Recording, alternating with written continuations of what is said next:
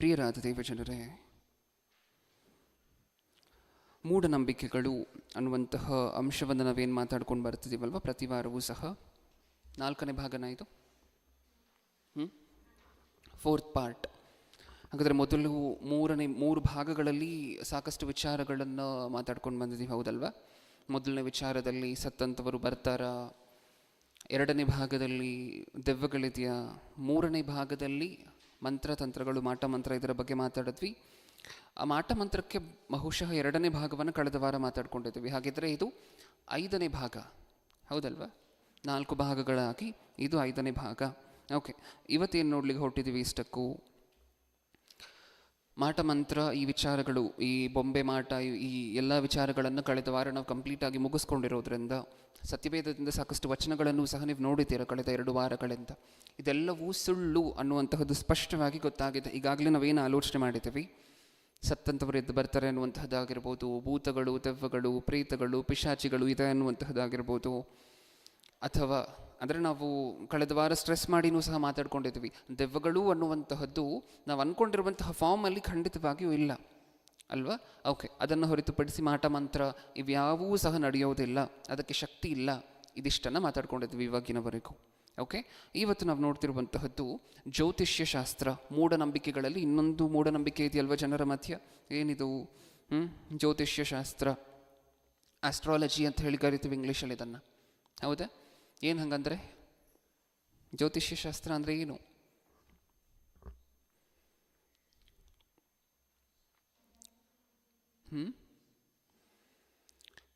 ಮುಂದೆ ನಡೆಯುವಂತಹದ್ದನ್ನು ಇವಾಗಲೇ ಹೇಳ್ತಾರೆ, ಹೌದಾ? ಹೇಳ್ತೀವಿ ಅಂತಾರೆ, ಅವ್ರು ಹೇಳ್ತಾರಾ ಇಲ್ವಾ ಅನ್ನುವಂತಹದ್ದನ್ನು ನೋಡೋಣ ಬೈಬಲಲ್ಲಿ. ಓಕೆ, ಮುಂದೆ ನಡೆಯುವಂತಹದ್ದನ್ನು, ಭವಿಷ್ಯದಲ್ಲಿ ಏನಾಗುತ್ತೆ ಅನ್ನುವಂತಹದ್ದನ್ನು ಜ್ಯೋತಿಷ್ಯ ನೋಡ್ತೀವಿ ಅಂತ ಹೇಳಿ ನಿಮ್ಮ ಪಂಚಾಂಗನೋ ಏನೋ ಮಾಡಿ, ನಿಮ್ಮ ಡೇಟ್ ಆಫ್ ಬರ್ತು, ನೀವು ಹುಟ್ಟಿದಂತಹ ಸಮಯ, ಕಾಲ, ಇದನ್ನೆಲ್ಲ ನೋಡಿ ಒಂದು ಕನ್ಕ್ಲೂಷನ್ ಕೊಡ್ತಾರೆ, ನಿಮಗೆ ಹಿಂಗಾಗತ್ತೆ ಅಂಥೇಳಿ ಹೇಳ್ತಾರೆ, ಹೌದಾ? ಇದೇನಾ ಜ್ಯೋತಿಷ್ಯ ಶಾಸ್ತ್ರ? ಏನೇನು ಕೇಳ್ತಾರೆ ಹಾಗಿದ್ರೆ ನಿಮ್ಮ ಹತ್ರ ಜ್ಯೋತಿಷ್ಯ ಹೇಳುವುದಕ್ಕಿಂತ ಮುಂಚೆ? ಏನೇನು ಕೇಳ್ತಾರೆ? ನಿಮ್ಮ ಡೇಟ್ ಆಫ್ ಬರ್ತ್ ಕೇಳ್ತಾರೆ. ಓಕೆ, ಡೇಟ್ ಆಫ್ ಬರ್ತ್ ಕೇಳ್ತಾರೆ. ನೀವು ಹುಟ್ಟಿದ ದಿನಾಂಕವನ್ನು ಅವ್ರಿಗೆ ತಿಳಿಸ್ತೀರಾ? ನೆಕ್ಸ್ಟ್ ಆಮೇಲೆ ಇನ್ನೂ ಏನೇನು ಕೇಳ್ತಾರೆ? ಟೈಮ್ ಕೇಳ್ತಾರೆ. ಟೈಮ್ ಕೇಳ್ತಾರೆ. ಓಕೆ, ನಿಮ್ಮ ಹತ್ರ ಈ ಡೇಟ್ ಆಫ್ ಬರ್ತು, ಈ ಟೈಮನ್ನೆಲ್ಲ ತೊಗೊಂಡ ನಂತರ ಅವರ ಅಸೆಸ್ಮೆಂಟ್ ಏನು ಅಂತ ಹೇಳಿ ಕೇಳಿದ್ರೆ, ಈ ಸಂದೇಶಕ್ಕೋಸ್ಕರ ಅಂತ ಹೇಳಿ ಒಂದಷ್ಟು ಹುಡುಕಿ ಓದ್ತಿದ್ದೆ. ಹೇಗೆ ಯೋಚನೆ ಮಾಡಿ ನೋಡ್ತಾರೆ ಜ್ಯೋತಿಷ್ಯವನ್ನು ಹೇಗೆ ಹೇಳ್ತಾರೆ ಅಂತ ಹೇಳಿದ್ರೆ, ಡೇಟನ್ನು ತೊಗೊಂಡು, ನಾವು ಏನು ಡೇಟ್ ಕೊಡ್ತೀವೋ ಆ ಡೇಟನ್ನು ತೊಗೊಂಡು, ಆ ಟೈಮನ್ನು ತೊಗೊಂಡು, ನೀವು ಹುಟ್ಟಿರುವಂತಹ ಟೈಮ್ಗೆ ಆಕಾಶದಲ್ಲಿ ಸೂರ್ಯ ಎಲ್ಲಿದ್ದ ಅನ್ನೋದರ ಮೇಲೆ ನಿಮ್ಮ ಜ್ಯೋತಿಷ್ಯ ಹೇಳ್ತಾರಂತೆ. ಆಕಾಶದಲ್ಲಿ ಸುಮಾರು 12 ಪೋರ್ಷನ್ ಇದೆಯಂತೆ, 12 ಬೇರೆ ಬೇರೆ ಪೋರ್ಷನ್ ಇದೆಯಂತೆ. ಓಕೆ, ಬೇರೆ ಬೇರೆ ಪಾರ್ಟ್ಸ್ ಇದೆಯಂತೆ. ಆ ಪಾರ್ಟಲ್ಲಿ ನೀವು ಹುಟ್ಟಿದಂತಹ ದಿನ, ನೀವು ಹೇಳಿದಂತಹ ಟೈಮಲ್ಲಿ ಸೂರ್ಯ ಎಲ್ಲಿದ್ದ, ಯಾವ ಪೋರ್ಷನಲ್ಲಿದ್ದ ಅನ್ನುವಂತಹದ್ರ ಮೇಲೆ ಜ್ಯೋತಿಷ್ಯ ಹೇಳ್ತಾರೆ. 12 ಪಾರ್ಟ್ಗಳಿದೆಯಂತೆ ಆಕಾಶದಲ್ಲಿ, ಅದರ ಮೇಲೆ ನಿಮ್ಮ ಗೋತ್ರವನ್ನು ಹೇಳ್ತಾರೆ. ರಾಶಿ ಗೊತ್ತಲ್ವ ನಮಗೆ? ಝೋಡಿಯಾಕ್ ಸೈನ್ಸ್ ಅಂತ ಹೇಳಿ ಕರಿತೀವಿ. ರಾಶಿ ಗೊತ್ತಲ್ವ? ಎಷ್ಟು ರಾಶಿ ಇದೆ? ರಾಶಿಗಳು ಎಷ್ಟಿದೆ? 12 ಅಲ್ವಾ? ಅದು ಯಾವುದ್ರ ಮೇಲೆ ಡಿಸೈಡ್ ಆಗುತ್ತೆ ಗೊತ್ತಾ? ಯಾವುದ್ರ ಮೇಲೆ ಡಿಸೈಡ್ ಮಾಡ್ತಾರೆ ಗೊತ್ತಾ ಇವರು? ಯಾವುದ್ರ ಮೇಲೆ? ಸೂರ್ಯ ಆ ಟೈಮಲ್ಲಿ ಯಾವ ಕ್ಷೇತ್ರದಲ್ಲಿದ್ದ, ಆಕಾಶದ 12 ಭಾಗಗಳಲ್ಲಿ ಸೂರ್ಯ ಯಾವ ಕ್ಷೇತ್ರದಲ್ಲಿದ್ದ, ಅದ್ರ ಮೇಲೆ ನಿಮ್ಗೊಂದು ರಾಶಿಯನ್ನು ಕೊಡ್ತಾರೆ. ಆ ರಾಶಿಗೆ ಸಂಬಂಧಪಟ್ಟನೇ ನೀವು ಹೆಸರಿಡಬೇಕು ಅಲ್ವಾ? ನಿಜನಾ? ಹಾಗಾದರೆ ಇದೆಲ್ಲ ಹೆಂಗೆ ಬರ್ತಿದೆ ಅನ್ನುವಂತಹದ್ದು ಒಂದೊಂದಾಗಿ ನೋಡ್ತಾ ಹೋಗೋಣ. ಇದು ಎಷ್ಟರ ಮಟ್ಟಿಗೆ ಸತ್ಯ ಅನ್ನುವಂತಹದನ್ನು ಕೊನೆಯಲ್ಲಿ ನೋಡೋಣ. ಓಕೆ, ಹಾಗಿದ್ರೆ ನಿಮ್ಮ ಡೇಟನ್ನು ಕೇಳಿದ್ರು, ನೀವು ಹುಟ್ಟಿದಂತಹ ಟೈಮನ್ನು ಕೇಳಿದ್ರು, ನೆಕ್ಸ್ಟ್ ಸೂರ್ಯ ಆ ಟೈಮಲ್ಲಿ ಎಲ್ಲಿದ್ದ ಆಕಾಶದಲ್ಲಿ, ಯಾವ ಕ್ವಾಡ್ರೆಂಟಲ್ಲಿದ್ದ, 12 ಕ್ವಾಡ್ರೆಂಟ್ಸಲ್ಲಿ ಅಂತ ಹೇಳಿ ಕಂಡು ಹಿಡಿದು, ಅದಾದಮೇಲೆ ಅದರ ಬೇಸಿಸ್ ಮೇಲೆ ನಿಮ್ಗೊಂದು ರಾಶಿಯನ್ನು ಅಲೋಕೇಟ್ ಮಾಡಿ, ಆ ರಾಶಿಗೆ ಸಂಬಂಧಪಟ್ಟಂತೆ ನೀವು ಹುಟ್ಟಿದಂತಹ ಟೈಮಲ್ಲಿ ಉಳಿದಂತಹ ಗ್ರಹಗಳೆಲ್ಲ ಯಾವ್ಯಾವ ಸ್ಥಳದಲ್ಲಿ ಇದೆ ಅಂತ ಹೇಳಿ ಅಂದಾಜು ಮಾಡಿ, ಅದಾದ ನಂತರ ನಿಮ್ಮ ಭವಿಷ್ಯವನ್ನು ಹೇಳ್ತಾರೆ. ಇದೇ ಜ್ಯೋತಿಷ್ಯ. ಓಕೆ, ಸರಿ. ಇದು ತಪ್ಪಾ ಸರಿನಾ ಅನ್ನುವುದಕ್ಕಿಂತ ಮುಂಚೆ ಏನೇನು ಹೇಳ್ತಾರೆ, ಹೇಗೆ ಹೇಳ್ತಾರೆ ಅನ್ನುವಂತಹದನ್ನು ನೋಡಿದ್ದೇವೆ. ಏನೇನು ಹೇಳ್ತಾರೆ ಹೇಳಿ, ಏನೇನು ಹೇಳ್ತಾರೆ? ನೀವೊಂದು ಸಮಸ್ಯೆಯಲ್ಲಿದ್ದೀರಾ, ಅವ್ರು ಏನು ಹೇಳ್ತಾರೆ ಅಂತ ಸ್ವಲ್ಪ ಹೊತ್ತು ಮಾತಾಡ್ಕೊಳ್ಳೋಣ. ಓಕೆ, ಅದು ಎಷ್ಟು ಕ್ಷುಲ್ಲಕವಾಗಿರುವಂತಹದ್ದು, ಎಷ್ಟು ಸಿಲ್ಲಿ ಆಗಿರುವಂತಹದ್ದು ಅಂತ ನಿಮಗೆ ಅರ್ಥ ಆಗೋಗುತ್ತೆ. ಜ್ಯೋತಿಷ್ಯ ಹೇಳಬೇಕಾದ್ರೆ ಏನು ಹೇಳ್ತಾರೆ? ಯಾರಾದರೂ ಒಬ್ಬ ವ್ಯಕ್ತಿ ಬಂದು ಕೂತ್ಕೊಂಡು ಕೇಳ್ತಿದ್ದಾನೆ ಅಂತ ಅಂದ್ಕೊಳ್ಳಿ ಜ್ಯೋತಿಷ್ಯ ಶಾಸ್ತ್ರಿಯನ್ನು. ಏನಾಗುತ್ತೆ ನನ್ನ ಬದುಕಿನಲ್ಲಿ ಮುಂದೆ, ಇವಾಗ ಹೆಂಗಿದೆ ನನ್ನ ಬದುಕು ಅಂತ ಹೇಳಿ ಕೇಳ್ದ ಅಂತ ಅಂದ್ಕೊಳ್ಳಿ. ಏನು ಹೇಳ್ತಾರೆ? ನೀನೊಂದು ಸಮಸ್ಯೆಯಲ್ಲಿದೆಯಾ, ನೀನೊಂದು ಸಮಸ್ಯೆಯಲ್ಲಿದೆಯಾ. ಓಕೆ, ಈಗ ನೀವು ಹೇಳಿ, ಪ್ರಪಂಚದಲ್ಲಿ ಯಾರಿಗೆ ಸಮಸ್ಯೆ ಇಲ್ಲ? ಎಲ್ಲರಿಗೂ ಇದೆಯಾ? ಹಾಂ, ಈ ವ್ಯಕ್ತಿ ಜ್ಯೋತಿಷ್ಯ ಕೇಳಲಿಕ್ಕೆ ಬಂದಿದ್ದ ನೋಡಿ, ಆ ವ್ಯಕ್ತಿ ಅದೊಂದು ಮಾತಿಗೆ ಕನೆಕ್ಟ್ ಆಗ್ಲಿಕ್ಕೆ ಶುರು ಆಗ್ತಾನೆ. ಹೌದಾ ಇಲ್ವ? ಹೌದು, ನಾನು ಸಮಸ್ಯೆಯಲ್ಲಿದ್ದೇನೆ. ವಿಚಿತ್ರ ಏನಂದರೆ ನಿಮಗೆ ಜ್ಯೋತಿಷ್ಯ ಹೇಳೋರು ಸಹ ಸಮಸ್ಯೆಯಲ್ಲೇ ಇರುವಂತಹದ್ದು.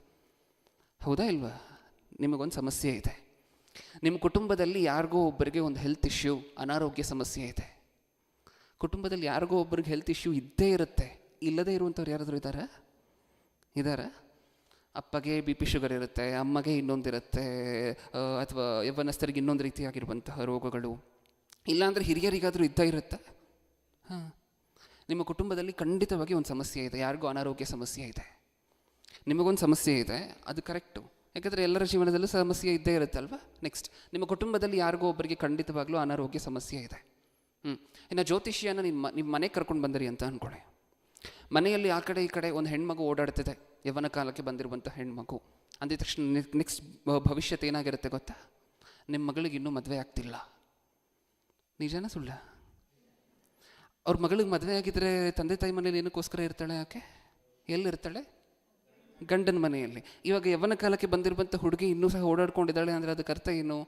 ಮದುವೆ ಆಗಿಲ್ಲ ಅಂತಲ್ವ? ಅದು ಊರಿಗೆ ಗೊತ್ತಿರುವಂಥ ಸತ್ಯ ಅಲ್ವಾ? ಇವ್ರು ಹೇಳುವಂತಹದ್ದು ಏನದರಲ್ಲಿ? ನೆಕ್ಸ್ಟ್, ಇನ್ನು ಯೌವನ ಕಾಲಕ್ಕೆ ಬಂದಿರುವಂಥ ಹುಡುಗ ಓಡಾಡ್ತಿದ್ದಾನೆ ಅಂತ ಅಂದ್ಕೊಳ್ಳಿ. ನಿಮ್ಮ ಮಗನಿಗೆ ಇನ್ನೂ ಕೆಲಸ ಸಿಕ್ಕಿಲ್ಲ. ಕೆಲಸ ಸಿಕ್ಕಿದ್ರೆ ಮನೇಲಿ ಇರ್ತಾನ? ಇಲ್ಲ ಅಲ್ವಾ? ಹಾಂ, ಇದು ಜ್ಯೋತಿಷ್ಯ ಶಾಸ್ತ್ರ. ಇದಕ್ಕೆ ಫೀಸನ್ನು ಕೊಟ್ಟು ಕಣಿ ಹೇಳುವಂಥವ್ರನ್ನ ನೋಡಿದ್ದೀರಾ? ಕಣಿ ಹೇಳ್ತೀವಿ ಅಂತ ಹೇಳಿ ಬರ್ತಿರ್ತಾರೆ ಮನೆ ಹತ್ರ. ಈ ಕಾಲದಲ್ಲಿ ಸ್ವಲ್ಪ ಕಮ್ಮಿ ಆಗಿದೆ ಅವರು ಹಾವಳಿಗಳೆಲ್ಲ. ಆದರೆ ಸ್ವಲ್ಪ ಹಿಂದೆ ಹೋದರೆ ಒಂದು ಡೋಲ್ ಚಿಕ್ಕದಾಗಿ ಹಿಡ್ಕೊಂಡು ಬಂದ್ಬಿಡ್ತಾ ಇದ್ರು ಹೊಡ್ಕೊಂಡು. ಹೌದಾ? ಕಣಿ ಹೇಳ್ತೀವಿ. ಏನು ಹೇಳ್ತೀರಾ? ಇದೇ ಮನೆ ನೋಡುವಂತಹದ್ದು.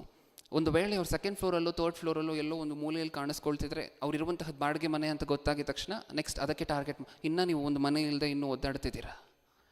ನೀವು ಹೋಗಿ ಯಾರ ಮನೆ ಮುಂದೆ ಆದರೂ ನಿಂತ್ಕೊಂಡ್ರೆ, ಒಂದು ದೊಡ್ಡ ಒಂದು 4 ಹಂತಸ್ತಿರುವಂತಹ 4 ಫ್ಲೋರ್ಸ್ ಇರುವಂತಹ ಬಿಲ್ಡಿಂಗ್ ಮುಂದೆ ನಿಂತ್ಕೊಂಡ್ರೆ, ಅವ್ರ ಮನೆ ಥರ್ಡ್ ಫ್ಲೋರಲ್ಲಿ ಅಂತಿದ ತಕ್ಷಣ ನಿಮ್ಗೆ ಏನು ಗೊತ್ತಾಗುತ್ತೆ ಹೇಳಿ? ಬಾಡಿಗೆ ಮನೆ ಅಂತ ಗೊತ್ತಾಗುತ್ತಲ್ವ? ಓನರ್ ಆದರೆ ಎಲ್ಲಿರ್ತಾರೆ? ಒಂದು ದೊಡ್ಡ ಮನೇಲಿ ಇರ್ತಾರೆ, ಒಂದು ಡೂಪ್ಲೆಕ್ಸಲ್ಲಿ ಇರ್ತಾರೆ, ಅಥವಾ ಕೆಳಗಡೆ ಇರ್ತಾರೆ. ಒಟ್ಟಾರೆ ಒಂದು ದೊಡ್ಡ ಮನೆಯಲ್ಲಿ ಇರ್ತಾರೆ. ಅದು ಯಾವುದೋ ಒಂದು ಮೂಲೆಯಲ್ಲಿ 3ನೇ ಫ್ಲೋರಲ್ಲಿ ಸಿಂಗಲ್ BHK ಇರ್ತಾರೆ ಓನರ್ ಆದರೆ? ಇಲ್ಲ. ಅದು ನೋಡಿದ ತಕ್ಷಣ ಎಲ್ಲರಿಗೂ ಗೊತ್ತಾಗುವಂತಹದ್ದ ಅಲ್ವಾ? ಗೊತ್ತಾಗುವಂತಹದ್ದ.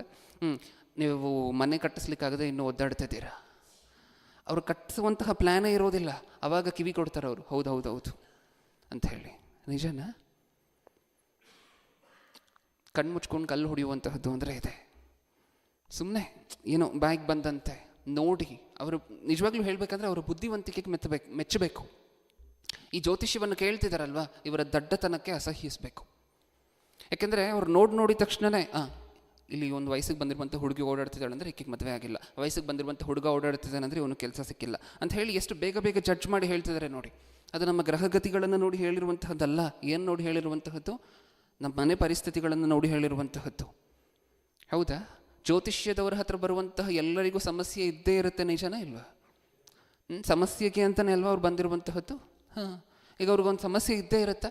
ಈ ನನಗೆ ಹೇಳಿದಂಥ ಇಷ್ಟು ಸಮಸ್ಯೆಗಳಲ್ಲಿ ಯಾವುದೋ ಒಂದು ಸಮಸ್ಯೆ ಇರುತ್ತೆ. ಇಲ್ಲ ಅಂದರೆ ಸಾಲ ಜಾಸ್ತಿ ಆಗಿದೆಯಾ ಅಂತಾರೆ. ಸಾಲ ಜಾಸ್ತಿ ಆಗಿಲ್ಲ ಅಂತ ಅಂದ್ಕೊಳ್ಳಿ ಆ ವ್ಯಕ್ತಿ. ಇವಾಗ ಟಾಪಿಕನ್ನು ಬಿಟ್ಟು ಪಟ್ಟಂತ ಇನ್ನೊಂದು ಟಾಪಿಕ್ ಹೋಗ್ತಾರೆ. ಒಂದಾದ್ಮೇಲೆ ಒಂದು ಹೇಳ್ಕೊಂಡು ಹೋಗ್ತಾ ಇರ್ತಾರೆ. ಯಾವುದಕ್ಕಾದ್ರೂ ನಾವು ರಿಯಾಕ್ಟ್ ಮಾಡಿದ್ರೆ, ಸ್ವಾಮಿ ಇಲ್ಲೇ ಇರಿ, ನಾವು ಹೌದು ನಿಜವಾಗ್ಲೂ ಇದು ತುಂಬ ದೊಡ್ಡ ಸಮಸ್ಯೆ ನನ್ನ ಜೀವನದಲ್ಲಿ ಅಂದರೆ ಅದನ್ನು ಮುಂದುವರಿಸ್ತಾರೆ. ಅದಕ್ಕೆ ಆಳಕ್ಕೆ ಇಳಿತಾರೆ ಒಂದೊಂದಾಗಿ ಸುಳ್ಳುಗಳನ್ನು ಹೇಳಲಿಕ್ಕೆ. ಇಲ್ಲ ಅಂತ ಹೇಳಿದ್ರೆ ಅದನ್ನು ಬಿಟ್ಟು ಪಕ್ಕದ ಟಾಪಿಕ್ ಮುಂದೆ ಹೋಗ್ತಾ ಇರ್ತಾರೆ. ಇದೇನಾ ನಡೀತಿರುವಂತಹದ್ದು? ಇದೇನಾ? ನಾವು ಕಳೆದ 3-4 ವಾರಗಳಿಂದ ಮಾತಾಡ್ಕೊಂಡು ಬರ್ತಿದ್ದೀವಲ್ವ ಪ್ರಿಯರೇ. ಒಂದು ವೇಳೆ ಮಾಟ ಮಂತ್ರ ಇದ್ರೆ ಏನು ಮಾಡ್ಬೋದು ಅಂತ ಮಾತಾಡ್ಕೊಂಡಿದ್ವಿ. ಎಲೆಕ್ಷನ್ಗೆ ಇಷ್ಟೊಂದು ಖರ್ಚು ಮಾಡುವಂಥ ಅವಶ್ಯಕತೆ ಇಲ್ಲ. ಅಪೋಸಿಷನ್ ಪಾರ್ಟಿ ಲೀಡರ್ ಮೇಲೆ ಮಾಟ ಮಂತ್ರ ಮಾಡಿಸಿದ್ರೆ ಆ ವ್ಯಕ್ತಿಗೆ ಏನೋ ಆಗೋಗುತ್ತೆ. ನಾವು 1 ರೂಪಾಯಿನೂ ಖರ್ಚು ಮಾಡದೆ ಆರಾಮಾಗಿ ಎಲೆಕ್ಷನನ್ನು ಗೆಲ್ಲಬಹುದು. ಒಂದು ಕ್ಷೇತ್ರಕ್ಕೆ ಏನಕ್ಕೋಸ್ಕರ 500 ಕೋಟಿ 1000 ಕೋಟಿ ಖರ್ಚು ಮಾಡಬೇಕು? ಮಂತ್ರವಾದಿಗೆ 2 ಕೋಟಿ ಕೊಟ್ಟರೆ ಆಗೋಯ್ತಲ್ವ? ಇಲ್ಲಿ ಜ್ಯೋತಿಷ್ಯದಲ್ಲಿ ಒಂದು ವೇಳೆ ಜ್ಯೋತಿಷ್ಯ ನಿಜ ಆಗಿದ್ರೆ, ಈ ಜ್ಯೋತಿಷ್ಯದವ್ರು ಏನು ಹೇಳಬೇಕು? ಎಲೆಕ್ಷನ್ಗಿಂತ ಮುಂಚೆ ಯಾರು ಗೆಲ್ತಾರೆ ಅಂತ ಹೇಳಬೇಕು. ಒಂದು ವೇಳೆ ಜನ ನಿಜವಾಗ್ಲೂ ಅದನ್ನು ನಂಬುವಂಥವ್ರಾದ್ರೆ ಏನು ಮಾಡಬೇಕು? BJP ಕಾಂಗ್ರೆಸ್ ಇದೆ ಅಂತ ಅಂದ್ಕೊಳ್ಳಿ. BJP ಅವ್ರಿಗೆ ಹೇಳ್ತು ನೆಕ್ಸ್ಟ್ ಕಾಂಗ್ರೆಸ್ಗೆ ಗೆಲ್ಲುವಂತಹದ್ದು ಅಂತ ಜ್ಯೋತಿಷ್ಯದವ್ರು ಯಾರೋ ಹೇಳಿದ್ರು. ಇವ್ರು ಖರ್ಚು ಮಾಡಬೇಕಾ? ಇನ್ನು ಕ್ಯಾನ್ವಾಸ್ ಮಾಡಬೇಕಾ? ಏನಾದರೂ ಮಾಡಬೇಕಾ? ಆದರೆ ಆಗ್ತಿದೆಯಾ ಅದು ಪ್ರಪಂಚದಲ್ಲಿ? ಇಲ್ಲ ಅಲ್ವಾ?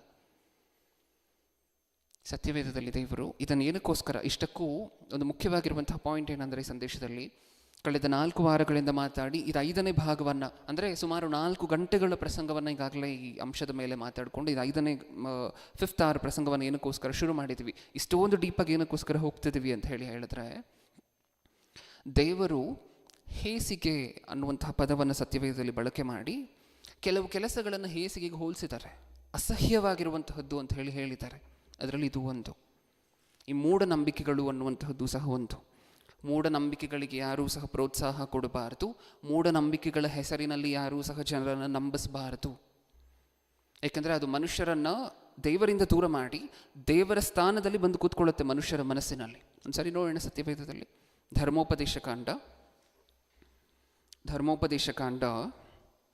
18ನೇ ಅಧ್ಯಾಯ. ಧರ್ಮೋಪದೇಶ ಕಾಂಡ 18ನೇ ಅಧ್ಯಾಯ 10ನೇ ವಚನದಿಂದ ಓದೋಣ. ಮಕ್ಕಳನ್ನು ಆಹುತಿ ಕೊಡುವವರು, ಕಣಿ ಹೇಳುವವರು, ಶಕುನ ನೋಡುವವರು, ಯಂತ್ರ ಮಂತ್ರಗಳನ್ನು ಮಾಡುವವರು. 9ನೇ ವಚನದಿಂದ ಓದೋಣ. ನಿಮ್ಮ ದೇವರಾದ ಯೆಹೋವನು ನಿಮಗೆ ಕೊಡುವ ದೇಶದಲ್ಲಿ ನೀವು ಸೇರಿದಾಗ ಅಲ್ಲಿರುವ ಜನಗಳು ಮಾಡುವ ಹೇಸಿಗೆ ಕೆಲಸಗಳನ್ನು ಅನುಸರಿಸಲೇಬಾರದು. ಮಕ್ಕಳನ್ನು ಆಹುತಿ ಕೊಡುವವರು, ಕಣಿ ಹೇಳುವವರು, ಶಕುನ ನೋಡುವವರು, ಯಂತ್ರ ಮಂತ್ರಗಳನ್ನು ಮಾಡುವವರು, ಮಾಟಗಾರರು, ತಂತ್ರಗಾರರು, ಸತ್ತವರನ್ನು ವಿಚಾರಿಸುವವರು, ಬೇತಾಳಿಕರು, ಪ್ರೇತ ಸಿದ್ಧರು, ಇಂಥವರು ಯಾರು ನಿಮ್ಮಲ್ಲಿ ಇರಬಾರದು. ಇಂಥ ಕೆಲಸ ಸಾಕು. ಏನು ಅರ್ಥ ಆಗ್ತಿದೆ ನಮಗೆ ಇಲ್ಲಿ? 9ನೇ ವಚನದಿಂದ ದೇವರು ಮಾತಾಡಿರುವಂತಹ ಶೈಲಿಯನ್ನು ಒಂದ್ಸರಿ ನೋಡಿ, ಕ್ಲೋಸ್ ಆಗಿ ಅಬ್ಸರ್ವ್ ಮಾಡಿ ನೋಡಿ. ಅಲ್ಲಿ ದೇವರು ಉಪಯೋಗ ಮಾಡಿರುವಂತಹ ಒಂದೊಂದು ಪದಗಳು ಯೋಚನೆ ಮಾಡಿ ನೋಡಿ. ದೇವರಿಗೆ ಈ ವಿಚಾರಗಳಿಂದ ಎಷ್ಟು ಕೋಪ ಬಂದಿದೆ ಅಂತ ಹೇಳಿ ನಿಮಗೆ ಅರ್ಥ ಆಗುತ್ತೆ. ಓಕೆ, ಇದು ಇಸ್ರಾಯೇಲ್ಯರ ಮಧ್ಯದಲ್ಲಿ ಪ್ರಾರಂಭದಲ್ಲಿ ಇರಲಿಲ್ಲ. ಈ ಜ್ಯೋತಿಷ್ಯ ಹೇಳುವಂತಹದ್ದು, ಮಾಟ ಮಂತ್ರಗಳನ್ನು ನಡೆಸುವಂತಹದ್ದು, ಇದು ದೇವರ ಆರಿಸಿಕೊಂಡು ದೇವರು ಟ್ರೈನ್ ಮಾಡಿದಂತಹ ಪ್ರಜೆಗಳ ಮಧ್ಯದಲ್ಲಿ ಇರಲಿಲ್ಲ. ಇದು ಎಲ್ಲಿಂದ ಇವ್ರಿಗೆ ಅಂಟ್ಕೊಳ್ತು, ಎಲ್ಲಿಂದ ಸ್ಪ್ರೆಡ್ ಆಯಿತು ಅಂತ ಹೇಳಿದ್ರೆ, ಇಸ್ರಾಯೇಲ್ಯರು ಈಗಾಗಲೇ ಯಾವ ಅನ್ಯ ಜನರ ಮಧ್ಯೆ ಹೋಗ್ತಿದ್ರು, ಈಗಾಗಲೇ ಆ ಅನ್ಯ ಜನರು ಇದನ್ನೆಲ್ಲ ಪ್ರಾಕ್ಟೀಸ್ ಮಾಡ್ತಿದ್ರಂತೆ. ಕಣಿ ಹೇಳುವಂತಹದ್ದು, ಮಾಟ ಮಂತ್ರ ಮಾಡುವಂತಹದ್ದು, ಜ್ಯೋತಿಷ್ಯ ಹೇಳುವಂತಹದ್ದು. ಇವ್ರ ಮಧ್ಯದಲ್ಲಿ ಕಣಿ ಹೇಳುವಂಥವ್ರಿದ್ದಾರೆ, ಮಾಟ ಮಂತ್ರ ಮಾಡುವಂಥವ್ರಿದ್ದಾರೆ ಅಂದರೆ ಅದಕ್ಕರ್ಥ ಅವ್ರು ಮಾಡಿದಂತಹ ಮಾಟ ಮಂತ್ರ ನಡೀತಿತ್ತು ಅಂತಲ್ಲ. ಮಾಟ ಮಂತ್ರ ಮಾಡುವಂಥವ್ರು ಇವ್ರ ಮಧ್ಯ ಇದ್ದಾರೆ ಅಂತ ಹೇಳ್ಕೊಳ್ತಿದ್ದಾರೆ ಅಷ್ಟೇ. ನಾವು ಮಾಟ ಮಂತ್ರ ಮಾಡುವಂಥವ್ರು ಅಂತ ಸ್ವಲ್ಪ ಜನ ಹೇಳ್ಕೊಳ್ತಿದ್ದಾರೆ. ಆದರೆ ಅವ್ರು ಮಾಡಿದಂತಹ ಮಾಟ ಮಂತ್ರ ನಡೆಯುತ್ತಾ? ಕಳೆದ 2 ವಾರಗಳಿಂದ ನೋಡಿದ್ದೀವಿ. ಸತ್ಯವೇದದಲ್ಲಿ ಸಾಕಷ್ಟು ಸಾರಿ ಮಾಟ ಮಂತ್ರಿಕರು ಇದ್ದಾರೆ ಅಂತ ಬರ್ಸಿದ್ರು. ಅವರೆಲ್ಲ ಮಾಡುವಂತಹದ್ದು ಏನು? ಟ್ರಿಕ್ ಅಷ್ಟೇ, ಮ್ಯಾಜಿಕ್, ಜಾದೂ ಅಷ್ಟೇ. ಅವ್ರು ಮಾಡಿದಂತಹ ಕೆಲಸ ಯಾವುದೂ ಸಹ ನಡೆಯೋದಿಲ್ಲ. ಇವ್ರಿಗೆ ಯಾವುದಾದ್ರೂ ಒಂದು ಕೇಡು ಬಂದರೆ ಅದನ್ನು ತಪ್ಪಿಸ್ಕೊಳ್ಳುವಂಥ ಶಕ್ತಿನೂ ಸಹ ಇರೋದಿಲ್ಲ. ಆದರೆ ಇವರು ಜನರನ್ನು ಮಾತ್ರ ನಂಬಿಸ್ತಿರುವಂತಹದ್ದು ಏನಂತ? ನಿಮಗೆ ಸಮಸ್ಯೆ ಇದ್ದರೆ ನೀವು ದೇವರ ಹತ್ರ ಹೋಗಬಾರ್ದು, ನಮ್ಮ ಹತ್ರ ಬರಬೇಕು. ಹಾಗಾದರೆ ಈ ವಿದ್ಯೆಗಳು, ಈ ಕೆಟ್ಟ ವಿದ್ಯೆಗಳು ಏನಿದೆ, ಮಾಟ ಮಂತ್ರ ಆಗಿರ್ಬೋದು, ಜ್ಯೋತಿಷ್ಯ ಆಗಿರ್ಬೋದು, ಕಣಿ ಹೇಳುವಂತಹದ್ದು, ಶಕುನ ನೋಡುವಂತಹದ್ದು, ಇದೆಲ್ಲ ಯಾವ ಸ್ಥಾನದಲ್ಲಿ ಕೂತಿದೆ ಗೊತ್ತಾ? ದೇವರ ಸ್ಥಾನದಲ್ಲಿ ಕೂತಿದೆ. ಏನಕ್ಕೋಸ್ಕರ ಇಷ್ಟೊಂದು ಕೋಪ ಇದ್ರ ಮೇಲೆ ದೇವರಿಗೆ ಅಂತ ಹೇಳಿದ್ರೆ, ಇವು ಯಾವ ಸ್ಥಾನದಲ್ಲಿ ಕೂತಿದೆ ಮನುಷ್ಯರ ಮನಸ್ಸಿನಲ್ಲಿ? ದೇವರ ಸ್ಥಾನದಲ್ಲಿ. ದೇವರ ಹತ್ರ ಒಂದು ಸಮಸ್ಯೆಯನ್ನು ಪರಿಷ್ಕರಿಸ್ಕೋಬೇಕು ಅಂತ ಹೇಳಿದ್ರೆ ಜನ ದೇವರ ಹತ್ರ ಬರಬೇಕಾಗಿರುವಂಥವರು ಈ ಥರ ಹೊಟ್ಟೆಪಾಡಿಗೋಸ್ಕರ ಏನೇನೋ ಮಾಡುವಂತಹ ಜನರ ಹತ್ರ ಹೋಗ್ತಿದ್ದಾರೆ. ಅವ್ರು ಏನೇನು ಹೇಳಿದ್ರೆ ಅದನ್ನೆಲ್ಲ ನಂಬ್ತಿದ್ದಾರೆ, ಅವ್ರು ಏನೇನು ಹೇಳಿದ್ರೆ ಅದನ್ನೆಲ್ಲ ಮಾಡ್ತಿದ್ದಾರೆ. ಒಂದ್ಸರಿ ಓದೋಣ ಈಗ. ನಿಮ್ಮ ದೇವರ 9ನೇ ವಚನದಿಂದ, ನಿಮ್ಮ ದೇವರಾದ ಯೆಹೋವನು ನಿಮಗೆ ಕೊಡುವ ದೇಶದಲ್ಲಿ ನೀವು ಸೇರಿದಾಗ ಅಲ್ಲಿರುವ ಜನಗಳು ಮಾಡುವ ಹೇಸಿಗೆ ಕೆಲಸಗಳನ್ನು ಅನುಸರಿಸಬಾರದು ಅನ್ನುವುದಕ್ಕೂ ಅನುಸರಿಸಲೇಬಾರದು ಅನ್ನುವುದಕ್ಕೂ ವ್ಯತ್ಯಾಸ ಇದೆಯಾ? ಯಾವ ಕಾರಣಕ್ಕೂ ಇದನ್ನು ಮಾಡಬಾರ್ದು, ಅದು ದೇವರ ಟೋನಲ್ಲಿ. ಓಕೆ, ಮುಂದೆ 10ನೇ ವಚನ. ಮಕ್ಕಳನ್ನು ಆಹುತಿ ಕೊಡುವವರು, ಕಣಿ ಹೇಳುವವರು, ಶಕುನ ನೋಡುವವರು, ಯಂತ್ರ ಮಂತ್ರಗಳನ್ನು ಮಾಡುವವರು. 11ನೇ ವಚನ. ಮಾಟಗಾರರು, ತಂತ್ರಗಾರರು, ಸತ್ತವರನ್ನು ವಿಚಾರಿಸುವವರು, ಬೇತಾಳಿಕರು, ಪ್ರೇತಸಿದ್ಧರು, ಇಂಥವರು ಯಾರು ನಿಮ್ಮಲ್ಲಿ ಇರಬಾರದು. ಅಂದರೆ ಇಷ್ಟು ವೆರೈಟಿಯಲ್ಲಿ ಆಗಿನ ಕಾಲದಲ್ಲೇ ಸುಮಾರು 4000 ವರ್ಷಗಳ ಹಿಂದನೇ ಭೂಮಿಯ ಮೇಲೆ ಜನರನ್ನು ಮೋಸ ಮಾಡುತ್ತಿದ್ದರಂತೆ. ನೀವು ನೋಡುವಂತಹ ಜ್ಯೋತಿಷ್ಯ, ನೀವು ನೋಡುವಂಥ ಶಕುನ, ಪಂಚಾಂಗ, ಮಾಟ ಮಂತ್ರ, ಈ ಕಾಲದಲ್ಲಿ ಏನು ನೋಡ್ತಿದ್ದೀವೋ ಇದೆಲ್ಲ ಯಾವಾಗಿಂದ ಇತ್ತು ಗೊತ್ತಾ? ಈ ಥರ ಯಾವಾಗಿಂದ ಜನರನ್ನು ಮೋಸ ಮಾಡ್ತಿದ್ರು? 4000 ವರ್ಷಗಳ ಹಿಂದೆನೇ ನಡೀತಿತ್ತು, ಸಾವಿರಾರು ವರ್ಷಗಳ ಹಿಂದೆ. ಇಲ್ಲಿ ಬರೆದಿರುವಂತಹದೆಲ್ಲ ಆಗತ್ತೆ ಅಂತಲ್ಲ ಇದರ ಅರ್ಥ. ಈ ಹೆಸರುಗಳನ್ನು ಹೇಳ್ಕೊಂಡು ಜನರನ್ನು ಆಗಿನ ಕಾಲದಿಂದಲೂ ಸಹ ಮೋಸ ಮಾಡ್ತಿದ್ರು. ನಾನು ಶಕುನ ನೋಡಿ ನಿಮ್ಮ ಭವಿಷ್ಯತ್ ಹೇಳ್ತೀನಿ, ಪಂಚಾಂಗ ಹಾಕಿ ನಿಮ್ಮ ಭವಿಷ್ಯತ್ ಹೇಳ್ತೀನಿ, ಮಾಟ ಮಂತ್ರ ಮಾಡಿ ನಿಮಗಿರುವಂಥ ಸಮಸ್ಯೆ ಬಗೆಹರಿಸ್ತೀನಿ, ಇನ್ನೊಬ್ರಿಗೆ ಹಾನಿ ಮಾಡ್ತೀವಿ, ವಶೀಕರಣ ಮಾಡ್ಕೊಳ್ತೇವೆ, ಇನ್ನೊಬ್ಬರಿಗೆ ಬೊಂಬೆ ಮಾಟ ಮಾಡ್ತೀವಿ, ಇಲ್ಲಿ ಬೊಂಬೆಗೆ ಚುಚ್ಚಿದ್ರೆ ಅಲ್ಲೇನೋ ಆಗುತ್ತೆ. ಸಾಕಷ್ಟು ವರ್ಷಗಳಿಂದ ಈ ಮೋಸ ನಡೀತಾ ಬರ್ತಿದೆಯಂತೆ. ಈ ಮೋಸ ನಡೆದ್ರೆ ಫಸ್ಟ್ ಲಾಸ್ ಯಾರಿಗಾದರೂ ಆಗುತ್ತೆ ಅಂದರೆ ದೇವರಿಗೆ. ಯಾಕೆಂದರೆ ತನ್ನ ಮಕ್ಕಳು ತನ್ನ ಬಳಿಯಿಂದ ದೂರ ಆಗಿ ಇನ್ನೊಂದು ಕಡೆ ಹೋಗ್ತಿದ್ದಾರೆ ಅಂತ ಅದರ ಅರ್ಥ. ಹೌದಲ್ವಾ? ಇನ್ನೊಂದು ಸರಿ ಓದೋಣ 10ನೇ ವಚನ. ಇಲ್ಲಿ ನಾವು ಮಾತಾಡ್ಕೊಳ್ಳುವಂತಹ ಅಷ್ಟೂ ಮೂಢನಂಬಿಕೆಗಳ ಹೆಸರನ್ನು ಬರೆಸಿದ್ದಾರೆ ದೇವರು. ಯಾವುದೂ ಮಿಸ್ ಆಗಿಲ್ಲ ಇಲ್ಲಿ. ಮಕ್ಕಳನ್ನು ಆಹುತಿ ಕೊಡುವವರು, ಕಣಿ ಹೇಳುವವರು, ಶಕುನ ನೋಡುವವರು, ಯಂತ್ರಮಂತ್ರಗಳನ್ನು ಮಾಡುವವರು, ಮಾಟಗಾರರು, ತಂತ್ರಗಾರರು, ಸತ್ತವರನ್ನು ವಿಚಾರಿಸುವವರು, ಬೇತಾಳಿಕರು, ಪ್ರೇತಸಿದ್ಧರು, ಇಂಥವರು ಯಾರು ನಿಮ್ಮಲ್ಲಿ ಇರಬಾರದು. ಇಂಥ ಕೆಲಸಗಳನ್ನು ನಡೆಸುವವರು ಯೆಹೋವನಿಗೆ ಅಸಹ್ಯರಾಗಿದ್ದಾರೆ. ನಿಮ್ಮ ದೇವರಾದ ಯೆಹೋವನು ಇಂಥ ಹೇಯ ಕೃತ್ಯಗಳನ್ನು ಮಾಡುವ ಆ ಜನಾಂಗಗಳನ್ನು ನಿಮ್ಮೆದುರಿನಿಂದ ಹೊರಡಿಸಿ ಬಿಡುತ್ತಾನಲ್ಲ. ನೀವು ನಿಮ್ಮ ದೇವರಾದ ಯೆಹೋವನ ಸೇವೆಯ ವಿಷಯದಲ್ಲಿ ಸದಾಚಾರವುಳ್ಳವರಾಗಿರಬೇಕು. 14ನೇ ವಚನ. ನೀವು ಸ್ವಾಧೀನ ಮಾಡಿಕೊಳ್ಳುವ ದೇಶದ ಜನಾಂಗಗಳು ಶಕುನಗಳನ್ನು ನೋಡುತ್ತಾರೆ, ಯಂತ್ರಮಂತ್ರಗಳನ್ನು ಮಾಡುತ್ತಾರೆ. ನೀವಾದರೂ ಹಾಗೆ ಮಾಡುವುದಕ್ಕೆ ನಿಮ್ಮ ದೇವರಾದ ಯೆಹೋವನಿಂದ ಅಪ್ಪಣೆ ಹೊಂದಲಿಲ್ಲ. ಇದು ದೇವರಿಗಿರುವಂತಹ ಕೋಪ. ಈ ವಿದ್ಯೆಗಳ ಮೇಲೆ ಅಥವಾ ಈ ಪ್ರಾಕ್ಟಿಸಸ್ ಏನಿದೆ, ಈ ಈವಿಲ್ ಪ್ರಾಕ್ಟಿಸಸ್ ಏನಿದೆ, ದುಷ್ಟನಿಗೆ ಸಂಬಂಧಪಟ್ಟಿರುವಂತಹ ಈ ಕಾರ್ಯಗಳು ಏನೇನಿದೆ, ಮೋಸ ಏನಿದೆ ಅಲ್ವಾ, ಈ ಕಾರ್ಯಗಳು ಜನರನ್ನು ಮಾಡುವಂತಹದ್ದು, ಈ ಕಾರ್ಯಗಳ ಮೇಲೆ ದೇವರಿಗೆ ಎಷ್ಟು ಕೋಪ ಇದೆ ಅಂದರೆ, ಇಲ್ಲಿ ಬೈದ್ರಲ್ವ ಇಷ್ಟೊತ್ತು, ದೇವರು ಬೈದಿರುವಂತಹದ್ದು ಆ ರೆಫರೆನ್ಸ್ಗಳಲ್ಲಿ ಅಷ್ಟೂ ಸಹ.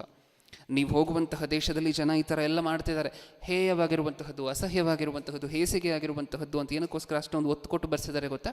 ನನ್ನ ಮಕ್ಕಳನ್ನು ಅನ್ಯಾಯವಾಗಿ ನನಗೆ ದೂರ ಮಾಡುವಂತಹ ಅಭ್ಯಾಸಗಳಿವೆಲ್ಲವೂ ಸಹ. ಅದಕ್ಕೋಸ್ಕರ ನಾವು ಇಷ್ಟೊಂದು ಡೀಟೇಲ್ ಆಗಿರುವಂತಹ ಒಂದು ಸೀರೀಸನ್ನು ಮಾತಾಡ್ಕೊಳ್ತಿದ್ದೀವಿ. ಅದಕ್ಕೋಸ್ಕರ ಆ ಕಾಲದಿಂದ ಈ ಕಾಲದವರೆಗೂ ತಪ್ಪಿಲ್ಲ ಅಲ್ವಾ ಈ ಜನರ ಮಧ್ಯದಿಂದ ಹೋಗುವಂತಹದ್ದು. ಇವಾಗಲೂ ಜನ ಶಕುನ ನೋಡ್ತಾರೆ, ಇವಾಗಲೂ ಪಂಚಾಂಗ ಮಾಡಿಸ್ತಾರೆ, ಇವಾಗಲೂ ಜ್ಯೋತಿಷ್ಯ ನೋಡಿಸ್ತಾರೆ, ಇವಾಗಲೂ ಮಾಟ ಮಂತ್ರದವ್ರ ಹತ್ರ ಹೋಗ್ತಾರೆ. ವಿಚಿತ್ರ. ಇದು ನೋಡಿದ್ರೆ ನಮಗೇನು ಅನ್ನಿಸ್ಬೇಕು ಗೊತ್ತಾ? ಹೇಗಾದರೂ ಮಾಡಿ ನಮಗೆ ಗೊತ್ತಿರುವಂಥವ್ರಿಗಾದರೂ ಈ ಸತ್ಯವನ್ನು ತಿಳಿಸಿ ಒಂದಿಬ್ಬರನ್ನಾದರೂ ಈ ಮಾಯೆಯಿಂದ ಹೊರಗಡೆ ಕರ್ಕೊಂಬರಬೇಕು. ಇದು ನಮಗೆ ಅನ್ನಿಸ್ಬೇಕಾಗಿರುವಂತಹದ್ದು. ಯಾಕೆಂದರೆ ದೇವರು ಇಷ್ಟೊಂದು ತೀವ್ರವಾಗಿ ಇದಕ್ಕಿಂತ ವಿರುದ್ಧವಾಗಿದ್ದಾರೆ ಅಂತ ಹೇಳಿದ್ರೆ ಇನ್ನು ಎಷ್ಟು ಕೋಪ ಬರ್ಸಿರುತ್ತೆ ಇದೆಲ್ಲ ದೇವರಿಗೆ. ಜನರಿಗೆ ದೇವರ ಮೇಲೆ ಇರುವಂತಹ ವಿಶ್ವಾಸ ಝೀರೋ ಆಗೋಗಿರುತ್ತೆ ಗೊತ್ತಾ? ಇವೆಲ್ಲವೂ ಇರುವಂತಹ ಕಡೆ ಜನರಿಗೆ ದೇವರ ಮೇಲಿರುವಂಥ ವಿಶ್ವಾಸ ಝೀರೋ. ಯಾರಾದರೂ ಏನಾದರೂ ಆದರೆ ಮಾಟ ಮಂತ್ರದವ್ರ ಹತ್ರ ಹೋಗೋಣ, ಜ್ಯೋತಿಷ್ಯದವ್ರ ಹತ್ರ ಹೋಗೋಣ ಅಂತ ಹೇಳಿ ಓಡ್ತಿರ್ತಾರೆ. ದೇವರ ಹತ್ರ ಬರುವಂಥವ್ರು ಒಬ್ಬರು ಇರೋದಿಲ್ಲ. ಹೌದಾ?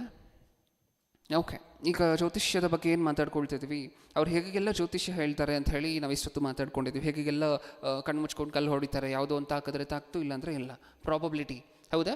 Okay, next. ಆಮೇಲೆ ಟೈಮನ್ನು ಕೇಳ್ತಾರಲ್ವ ಪ್ರಿಯರೇ, ನಾವು ಹುಟ್ಟಿದಂತಹ ಡೇಟನ್ನು ಕೇಳ್ತಾರೆ. ಆ ಡೇಟನ್ನು ಕೇಳಿದ್ರೆ ಏನೂ ಪರವಾಗಿಲ್ಲ. ಟೈಮನ್ನು ಕೇಳ್ತಾರಲ್ವ, ನೀವೇನಂತೀರ ಟೈಮ್ ಕೇಳಿದಾಗ? ಟೈಮ್ ಹೇಳ್ತೀರಾ? ಬೆಳಗ್ಗೆ 6 ಗಂಟೆ ಅಂತ ಅಂದ್ರಿ ಅಂತ ಅಂದ್ಕೊಳ್ಳಿ. ಇಷ್ಟಕ್ಕೂ ಅವ್ರು ಟೈಮನ್ನು ಕೇಳಿದಾಗ ನಾವು ಯಾವ ದೇಶದ ಟೈಮ್ ಹೇಳಬೇಕು?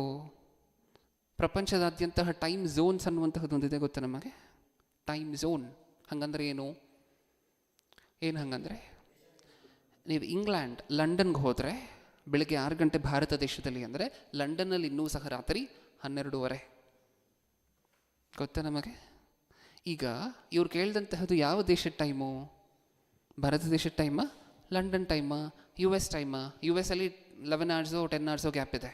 ಅಂದರೆ ಇಲ್ಲಿ ಬೆಳಗ್ಗೆ ಇವಾಗ 11:30 ಅಂತ ಹೇಳಿದ್ರೆ ಅಲ್ಲಿ ರಾತ್ರಿ 1 ಗಂಟೆ 12:30 ಈ ಥರ ಇರುತ್ತೆ ಟೈಮ್. ಹೌದಾ? ಯಾವ ದೇಶದ ಟೈಮು? ನಾವು ಒಂದು ದೇಶದಲ್ಲಿ ಹುಟ್ಟಿದ್ದೀವಿ ಅಂತ ಹೇಳಿದ್ರೆ ಇಲ್ಲಿ ಹುಟ್ಟಿರುವಂತಹ ಟೈಮ್ ಬೇರೆ, ಅದು ಯಾವುದೋ ಇನ್ನೊಂದು ದೇಶದಲ್ಲಿರುವಂತಹ ಟೈಮ್ ಬೇರೆ. ಈಗ ಅಮೆರಿಕಾದವ್ರ ದೇಶದಲ್ಲಿ ಅಮೆರಿಕ ದೇಶದಲ್ಲಿ ಹುಟ್ಟಿರುವಂತಹ ಒಬ್ಬ ವ್ಯಕ್ತಿ ಜ್ಯೋತಿಷ್ಯ ಕೇಳಬೇಕು ಅಂದರೆ ಯಾವ ಟೈಮ್ ಹೇಳಬೇಕಾ ಆ ವ್ಯಕ್ತಿ? ಭಾರತ ದೇಶದ ಟೈಮ್ ಹೇಳಬೇಕಾ, ಅಮೆರಿಕ ಟೈಮ್ ಹೇಳಬೇಕಾ?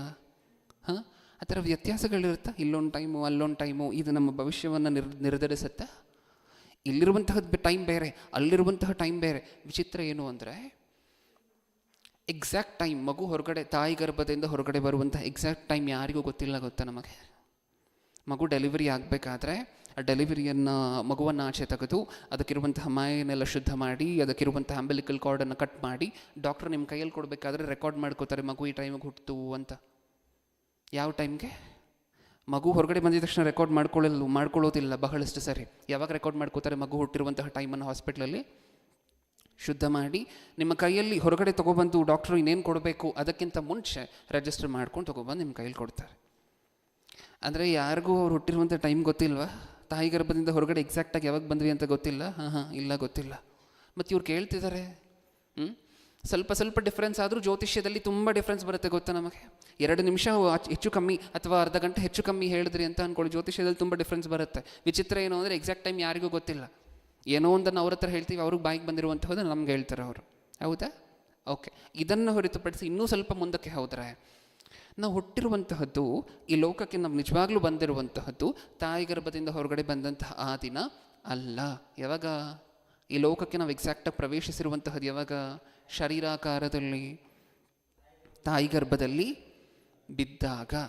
ತಾಯಿ ಯಾವಾಗ ಕನ್ಸೀವ್ಡ್ ಅಂತ ಹೇಳಿ ಗೊತ್ತಾಗುತ್ತೋ, ತಾಯಿಗೆ ಕನ್ಸೀವ್ಡ್ ಅಂತ ಹೇಳಿ ಗೊತ್ತಾಗಬೇಕಂದ್ರೆ ಈಗಾಗಲೇ ಆಗೋಗಿರುತ್ತೆ ಸುಮಾರು ಒಂದು 3 ತಿಂಗಳು 2 ತಿಂಗಳು, ಹೌದಲ್ವಾ? ಅಂದರೆ ಯಾವಾಗಲೂ 2 ತಿಂಗಳು 3 ಡಾಕ್ಟ್ರ್ ಕನ್ಫರ್ಮ್ ಮಾಡುವುದಕ್ಕಿಂತ ಮುಂಚೆ ಯಾವಾಗಲೂ 2 ಮಂತ್ಸ್ 3 ಮಂತ್ಸ್ ಹಿಂದೆ ಆ ಮಗು ತಾಯಿ ಗರ್ಭದಲ್ಲಿ ಬಿದ್ದಿದೆ. ಆ ಡೇಟ್ ಯಾರಿಗೆ ಗೊತ್ತು? ಯಾರಿಗೆ ಗೊತ್ತು ಆ ಡೇಟು? ಎಕ್ಸಾಕ್ಟಾಗಿ ಯಾವಾಗ ತಾಯಿಗೆ ಗೊತ್ತಾ? ತಂದೆಗೆ? ಜ್ಯೋತಿಷ್ಯದವನಿಗೆ? ಯಾರಿಗೆ ಗೊತ್ತು ಆ ಡೇಟು? ಯಾರಿಗೂ ಗೊತ್ತಿಲ್ಲ, ದೇವರಿಗೊಬ್ಬರಿಗೆ ಬಿಟ್ಟರೆ. ಆದರೆ ಅದೇ ವಿಚಿತ್ರ ಏನು ಅಂದರೆ, ಎಕ್ಸಾಕ್ಟಾಗಿ ಡೇಟ್ ಗೊತ್ತಿರುವಂಥವ್ರು, ಎಕ್ಸಾಕ್ಟಾಗಿ ಟೈಮ್ ಗೊತ್ತಿರುವಂಥವರು, ಈ ಗ್ರಹಗಳನ್ನೆಲ್ಲ ನಡೆಸುವಂತಹ ದೇವರ ಹತ್ರ ಹೋಗುವಂತಹದ್ದನ್ನು ಬಿಟ್ಟು ಮನುಷ್ಯರು ಯಾರ ಹತ್ರ ಹೋಗ್ತಿದ್ದಾರೆ? ಆ ಜ್ಯೋತಿಷ್ಯದವ್ರ ಹತ್ರ ಹೋದರೆ ಹೇಳ್ತಾರೆ ಏನು, ಈಗ ಗುರು ಈ ಕಡೆ ಇದ್ದಾನೆ, ಶುಕ್ರ ಈ ಕಡೆ ಇದ್ದಾನೆ ಅಂತ ಹೇಳ್ತಾನಲ್ವಾ. ಶನಿ ಅಡ್ಡ ಬಂದಿದ್ದಾನೆ, ನೀವೇನೋ ಅಂದ್ಕೊಂಡಿದ್ದೀರಾ ನಿಮ್ಮ ಜೀವನದಲ್ಲಿ, ಅದಾಗಿಲ್ಲ. ಯಾಕೆ? ಶನಿ ಅಡ್ಡ ಬಂದಿದೆ, ಅದು ಹೋಗೋವರೆಗೂ ಏನೂ ಆಗಲ್ಲ. ಈ ಗ್ರಹಗಳನ್ನು ಕದಲಿಸುವಂಥ ಶಕ್ತಿ ಯಾರಿಗಿದೆ ಗೊತ್ತಾ? ಗ್ರಹಗಳನ್ನು ಪಕ್ಕಕ್ಕೆ ತಳ್ಳುವಂಥ ಶಕ್ತಿ ಯಾರಿಗಿದೆ ಗೊತ್ತಾ? ದೇವರಿಗಿದೆ. ನಾವು ಅವ್ರ ಹತ್ರ ಹೋಗ್ತಿಲ್ಲ, ಈ ಗ್ರಹಗಳನ್ನು ನೋಡಿ ಸುಳ್ಳು ಹೇಳುವಂಥವ್ರ ಹತ್ರ ಹೋಗ್ತಿದ್ದೇವೆ. ಈ ಪ್ಲಾನೆಟ್ಸ್ ಮೋಷನ್ನ ಕಂಟ್ರೋಲ್ ಮಾಡುವಂಥ ಶಕ್ತಿ ದೇವರಿಗಿದೆ, ಅವರು ನಡೆಸ್ತಿದ್ದಾರೆ. ಅವರು ಒಂದೊಂದು ಗ್ರಹಕ್ಕೂ ಒಂದೊಂದು ನಕ್ಷತ್ರಕ್ಕೂ ಹೆಸರಿಟ್ಟಿದ್ದಾರೆ, ಕರೀತಾರಂತೆ. ಈ ಶಕ್ತಿ ಇರುವಂಥವ್ರ ಹತ್ರ ಹೋಗ್ತಿಲ್ಲ. ನಮ್ಮ ಜೀವನದಲ್ಲಿ ಏನಾದರೂ ಸುಧಾರಣೆ ಆಗಬೇಕು, ಕಷ್ಟ ಇದೆ, ಅದಿದೆ ಇದಿದೆ ಅಂತ ಹೇಳಿ ಹೇಳಿದ್ರೆ ಎಲ್ಲಿ ಬರ್ತಿದ್ದೀವಿ? ಜ್ಯೋತಿಷ್ಯದವ್ರ ಹತ್ರ. ಏನು ನೋಡ್ತಾರೆ ಅವರು? ಇಷ್ಟಕ್ಕೂ ವಿಚಿತ್ರ ಏನಂದರೆ, ನ್ಯೂಸಲ್ಲಿ ಒಂದು ಆರ್ಟಿಕಲ್ ಬಂದಿತ್ತು ಪ್ರಿಯರೇ, ತುಂಬ ಚೆನ್ನಾಗಿತ್ತು. ಗಿಣಿಶಾಸ್ತ್ರ ಹೇಳುವಂತಹ ಜ್ಯೋತಿಷ್ಯ ಆಯಿತಾ. ರಸ್ತೆಯಲ್ಲಿ ಇಟ್ಕೊಂಡು ಕೂತಿರ್ತಾನಲ್ವ, ಒಂದು ಕೇಜನ್ನು ಇಟ್ಕೊಂಡು, ಅದರಲ್ಲಿ ಗಿಣಿ ಇರುತ್ತೆ, ಅದು ಹೊರಗಡೆ ಬಂದು ಒಂದು ಕಾರ್ಡನ್ನು ಎತ್ಕೊಳುತ್ತೆ. ಹೊಸದಾಗಿ ತೊಗೊಂಡು ಬಂದಿದ್ದಂತೆ ಗಿಣಿಯನ್ನು, ಒಂದು 2-3 ದಿನ ಆಗಿತ್ತಂತೆ. ಈ ಗಿಣಿಶಾಸ್ತ್ರ ಹೇಳು ಅಂತ ಹೇಳಿ ಆ ಗಿಣಿಯನ್ನು ಓಪನ್ ಮಾಡಿದ್ನಂತೆ ಕೇಜಿನಿಂದ. ಆ ಗಿಣಿ ಹೊರಗಡೆ ಬಂದು ಹಾರ್ಕೊಂಡು ಹೊರಟೋಗಿದೆ. ಅದು ಯಾರೋ ವಿಡಿಯೋ ಮಾಡಿ ರೆಕಾರ್ಡ್ ಮಾಡಿಬಿಟ್ಟಿದ್ದಾರೆ. ನ್ಯೂಸ್ ಅವರು ಅದನ್ನು ಹಾಕಿ ಚೆನ್ನಾಗಿ ಮಾಡ್ತಿದ್ರು ಬ್ಯಾಟಿಂಗ್. ಏನಕ್ಕೋಸ್ಕರ? ಈ ಗಿಣಿಶಾಸ್ತ್ರದವನಿಗೆ ತನ್ನ ಗಿಣಿ ಈಗ ಹೊರಗಡೆ ಬಂದರೆ ಅದು ಹಾರ್ಕೊಂಡು ಹೋಗುತ್ತೆ ಅನ್ನುವಂತಹ ಭವಿಷ್ಯತ್ತೆ ಗೊತ್ತಿಲ್ಲ. ಯಾರ ಭವಿಷ್ಯತ್ ಹೇಳ್ತಿದ್ದಾನೆ? ಈತನಿಗೆ ಗೊತ್ತಿಲ್ವಾ? ಹೋಗಲಿ, ನಾನು ಇವಾಗ ಹೊರಗಡೆ ತೆಗೆದ್ರೆ ಆ ಕೇಜಿನಿಂದ ಗಿಣಿ ಹೊರಗಡೆ ಬಂದು ಹಾರ್ಕೊಂಡು ಹೋಗುತ್ತೆ, ನಾನು ಮತ್ತೆ ಶಿವಾಜಿನಗರಕ್ಕೆ ಹೋಗಿ ಮಾರ್ಕೆಟ್ಗೆ ಹೋಗಿ ಮತ್ತೆ ಇನ್ನೊಂದು ಹೊಸ ಗಿಣಿಯನ್ನು ಒಂದು 2,000 ರೂಪಾಯಿ ಕೊಟ್ಟು ತೊಗೊಂಡು ಬರಬೇಕು ಅನ್ನುವಂಥ ಸತ್ಯ ಗೊತ್ತಿಲ್ವಾ? ಗೊತ್ತಿದ್ರೆ ಬಿಸಿಲಲ್ಲಿ ಏನಕ್ಕೋಸ್ಕರ ಕೂತ್ಕೋತಿದ್ದ ಅಲ್ವಾ ಕೇಜನ್ನು ಹಿಡ್ಕೊಂಡು? 50 ರೂಪಾಯಿಗೆ 100 ರೂಪಾಯಿಗೆ 200 ರೂಪಾಯಿಗೆಲ್ಲ ಭವಿಷ್ಯತ್ ಹೇಳ್ತೀನಿ ಅಂತ ಏನಕ್ಕೋಸ್ಕರ ಇರ್ತಿದ್ದ ಅಲ್ವಾ? ನಿಜ ಅಲ್ವಾ? ದಾನಿಯೇಲನ ಕಾಲದಲ್ಲಿ, ಸತ್ಯವೇದದಲ್ಲಿ ನಾವು ದಾನಿಯೇಲನ ಗ್ರಂಥವನ್ನು ಏನು ಓದ್ಕೊಳ್ತೀವಲ್ವಾ, ಆ ದಾನಿಯೇಲನ ಕಾಲದಲ್ಲಿ ಈ ನಿಜವಾಗ್ಲೂ ಈ ಜ್ಯೋತಿಷ್ಯಗಳ ಭಂಡಾರ ಹೊರಗಡೆ ಬಂತವತ್ತು. ಸತ್ಯವೇದದಲ್ಲಿ ಸ್ಪಷ್ಟವಾಗಿ ಬರೆಸಿದ್ದಾರೆ. ಅದು ನೆಬೂಕದ್ನೆಚ್ಚರ್ ಅನ್ನುವಂತಹ ಚಕ್ರವರ್ತಿ ಗೊತ್ತಲ್ವ, ಆ ಚಕ್ರವರ್ತಿ ಹತ್ರ ಸುತ್ತ ಈ ಥರದವ್ರು ಇದ್ದರಂತೆ, ಜ್ಯೋತಿಷ್ಯ ಹೇಳುವಂಥವ್ರು, ಪಂಡಿತರು ಅಂತ ಹೇಳಿ ಕರಿತೀವಿ. ಸತ್ಯವೇದ ಅವರನ್ನು ಪಂಡಿತರು ಅಂತ ಹೇಳಿ ಸ್ಪೆಸಿಫೈ ಮಾಡಿದೆ. ಈಗ ರಾಜ ಅಲ್ವಾ ನೆಬೂಕದ್ನೆಚ್ಚರ್, ರಾಜನಿಗೆ ಒಂದು ಕನಸು ಬೀಳುತ್ತಲ್ವ, 2ನೇ ಅಧ್ಯಾಯದಲ್ಲಿ ಓದ್ಕೊಳ್ತೀವಲ್ವ ನಾವು. ಕನಸು ಬೀಳುತ್ತೆ. ಆ ಕನಸು ಬಿದ್ದಾಗ ರಾಜ ಯಾರನ್ನು ಆಶ್ರಯಿಸ್ತಾನೆ? ಈ ಸುತ್ತ ಇಷ್ಟು ದಿನ ನಾಟಕ ಮಾಡ್ಕೊಂಡಿದ್ರಲ್ವ ಪಂಡಿತರು, ನಾವು ಭವಿಷ್ಯ ಹೇಳ್ತೀವಿ, ನಾವು ಜ್ಯೋತಿಷ್ಯ ಹೇಳ್ತೀವಿ, ಮುಂದೆ ಏನು ನಡೆಯುತ್ತೋ ಹೇಳ್ತೀವಿ, ರಹಸ್ಯಗಳನ್ನು ಹೊರಗಡೆ ಇಡ್ತೀವಿ ಅಂತ ಇಷ್ಟು ದಿನ ನಾಟಕ ಮಾಡ್ಕೊಂಡು ಆರಾಮಾಗಿದ್ದರು ಹೊಟ್ಟೆ ತುಂಬಿಸ್ಕೊಂಡು. ರಾಜ ನಿಮ್ಮ ಕನಸನ್ನು ಹೇಳಿ, ನಾವು ಇವಾಗಲೇ ಪಟ್ಟಂತ ಹೇಳ್ತೀವಿ ಅನ್ನುವಂಥ ಉದ್ದೇಶದಲ್ಲಿ ಒಬ್ಬ ಬಂದು ಕೂತ್ಕೊಂಡಿದ್ದ ತಕ್ಷಣ ರಾಜ ಏನಂದ?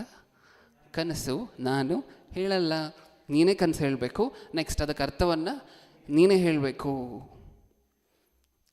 ನಾವು ಇಷ್ಟು ದಿನ ಇದನ್ನು ನೋಡೇ ಇಲ್ಲ ರಾಜ, ಈ ಥರ ಜ್ಯೋತಿಷ್ಯ ಹೇಳುವಂಥವ್ರು ನಾವು ಕೇಳೇ ಇಲ್ಲ. ನೀವು ಕನಸು ಹೇಳಿದ್ರೆ ನಾವು ಅರ್ಥ ಹೇಳ್ತೀವಿ, ನಾವೇ ಕನಸು ಹೇಳಿ ನಾವೇನಕ್ಕೋಸ್ಕರ ಅರ್ಥ ಹೇಳಬೇಕು ಅಂತ ರಾಜನ ಹತ್ರ ಹೇಳ್ತಾರೆ. ಎಷ್ಟು ಸರಿ ಆರ್ಗ್ಯುಮೆಂಟ್ ಆಯಿತು ಗೊತ್ತಾ ಇದು? ದಾನಿಯೇಲನ ಗ್ರಂಥವನ್ನು ನೀವು ಓದಬೇಕಾದ್ರೆ ರಾಜನಿಗೂ ಆ ಜ್ಯೋತಿಷ್ಯ ಹೇಳುವಂತಹ ಪಂಡಿತರಿಗೂ ಎಷ್ಟು ಸರಿ ಆರ್ಗ್ಯುಮೆಂಟ್ ಆಯಿತು ಗೊತ್ತಾ? ನೋಡೋಣ ಒಂದ್ಸರಿ, ಚೆನ್ನಾಗಿರುತ್ತೆ. ದಾನಿಯೇಲನ ಗ್ರಂಥ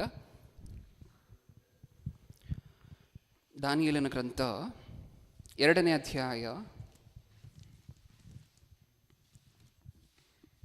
1ನೇ ವಚನದಿಂದ ಓದೋಣ. ಜಾಸ್ತಿ ಇದೆ, ನಾನೇ ಓದ್ತೀನಿ. ಗಮನ ಕೊಟ್ಟು ನೋಡ್ಕೊಳ್ಳಿ ಪ್ರಿಯರೇ. ಅಲ್ಲಿರುವಂತಹ ಪ್ರತಿಯೊಂದು ಕಾನ್ವರ್ಸೇಷನ್, ಏನೇನು ಮಾತುಕತೆ ನಡೀತಿದೆ ರಾಜರಿಗೂ ಆ ಪಂಡಿತರಿಗೂ ಮಧ್ಯ ಅಂತ ಹೇಳಿ ಗಮನಿಸ್ಲಿಕ್ಕೆ ಪ್ರಯತ್ನ ಪಡಿ. ನೆಬೂಕದ್ನೆಚ್ಚರನು ತನ್ನ ಆಳ್ವಿಕೆ 2ನೇ ವರ್ಷದಲ್ಲಿ ಕನಸು ಕಂಡು ತತ್ತರಗೊಂಡನು. 2ನೇ ವಚನ. ಅವನಿಗೆ ನಿದ್ರೆ ತಪ್ಪಿತ್ತು. ಆಗ ರಾಜನು ತನ್ನ ಕನಸುಗಳ ಅಭಿಪ್ರಾಯವನ್ನು ತಿಳಿಸಲೆಂದು ಜೋಯಿಸರನ್ನು, ಮಂತ್ರವಾದಿಗಳನ್ನು, ಮಾಟಗಾರರನ್ನು, ಪಂಡಿತರನ್ನು ಕರೆಯಿಸಲು ಅವರು ಸನ್ನಿಧಿಗೆ ಬಂದು ರಾಜನ ಮುಂದೆ ನಿಂತುಕೊಂಡರು. 3ನೇ ವಚನ. ರಾಜನು ಅವರಿಗೆ, ನಾನು ಕನಸು ಕಂಡೆನು, ಅದರ ಅರ್ಥವೇನೋ ಎಂದು ನನ್ನ ಮನಸ್ಸು ತತ್ತರಗೊಂಡಿದೆ ಎಂಬುದಾಗಿ ಹೇಳಲು. 4ನೇ ವಚನ. ಆ ಪಂಡಿತರು ಅರೆಮಾಯ ಭಾಷೆಯಲ್ಲಿ ರಾಜನಿಗೆ, ಅರಸನೇ, ಅರೆಮಿಕ್ ಲ್ಯಾಂಗ್ವೇಜ್ ಅಂತ ಹೇಳಿ ಕರಿತೀವಲ್ವ, ಆ ಭಾಷೆಯಲ್ಲಿ, ಅರೆಮೆಯ ಭಾಷೆಯಲ್ಲಿ ರಾಜನಿಗೆ, ಅರಸನೇ ಚಿರಂಜೀವಿಯಾಗಿರು, ಆ ಕನಸನ್ನು ನಿನ್ನ ದಾಸರಿಗೆ ಹೇಳು, ಅಂದರೆ ನಮಗೆ ಹೇಳು ಅಂತ ಅದರ ತಾತ್ಪರ್ಯವನ್ನು ತಿಳಿಸುವೆವು ಎಂದು ಅರಿಕೆ ಮಾಡಿದರು. 5ನೇ ವಚನ.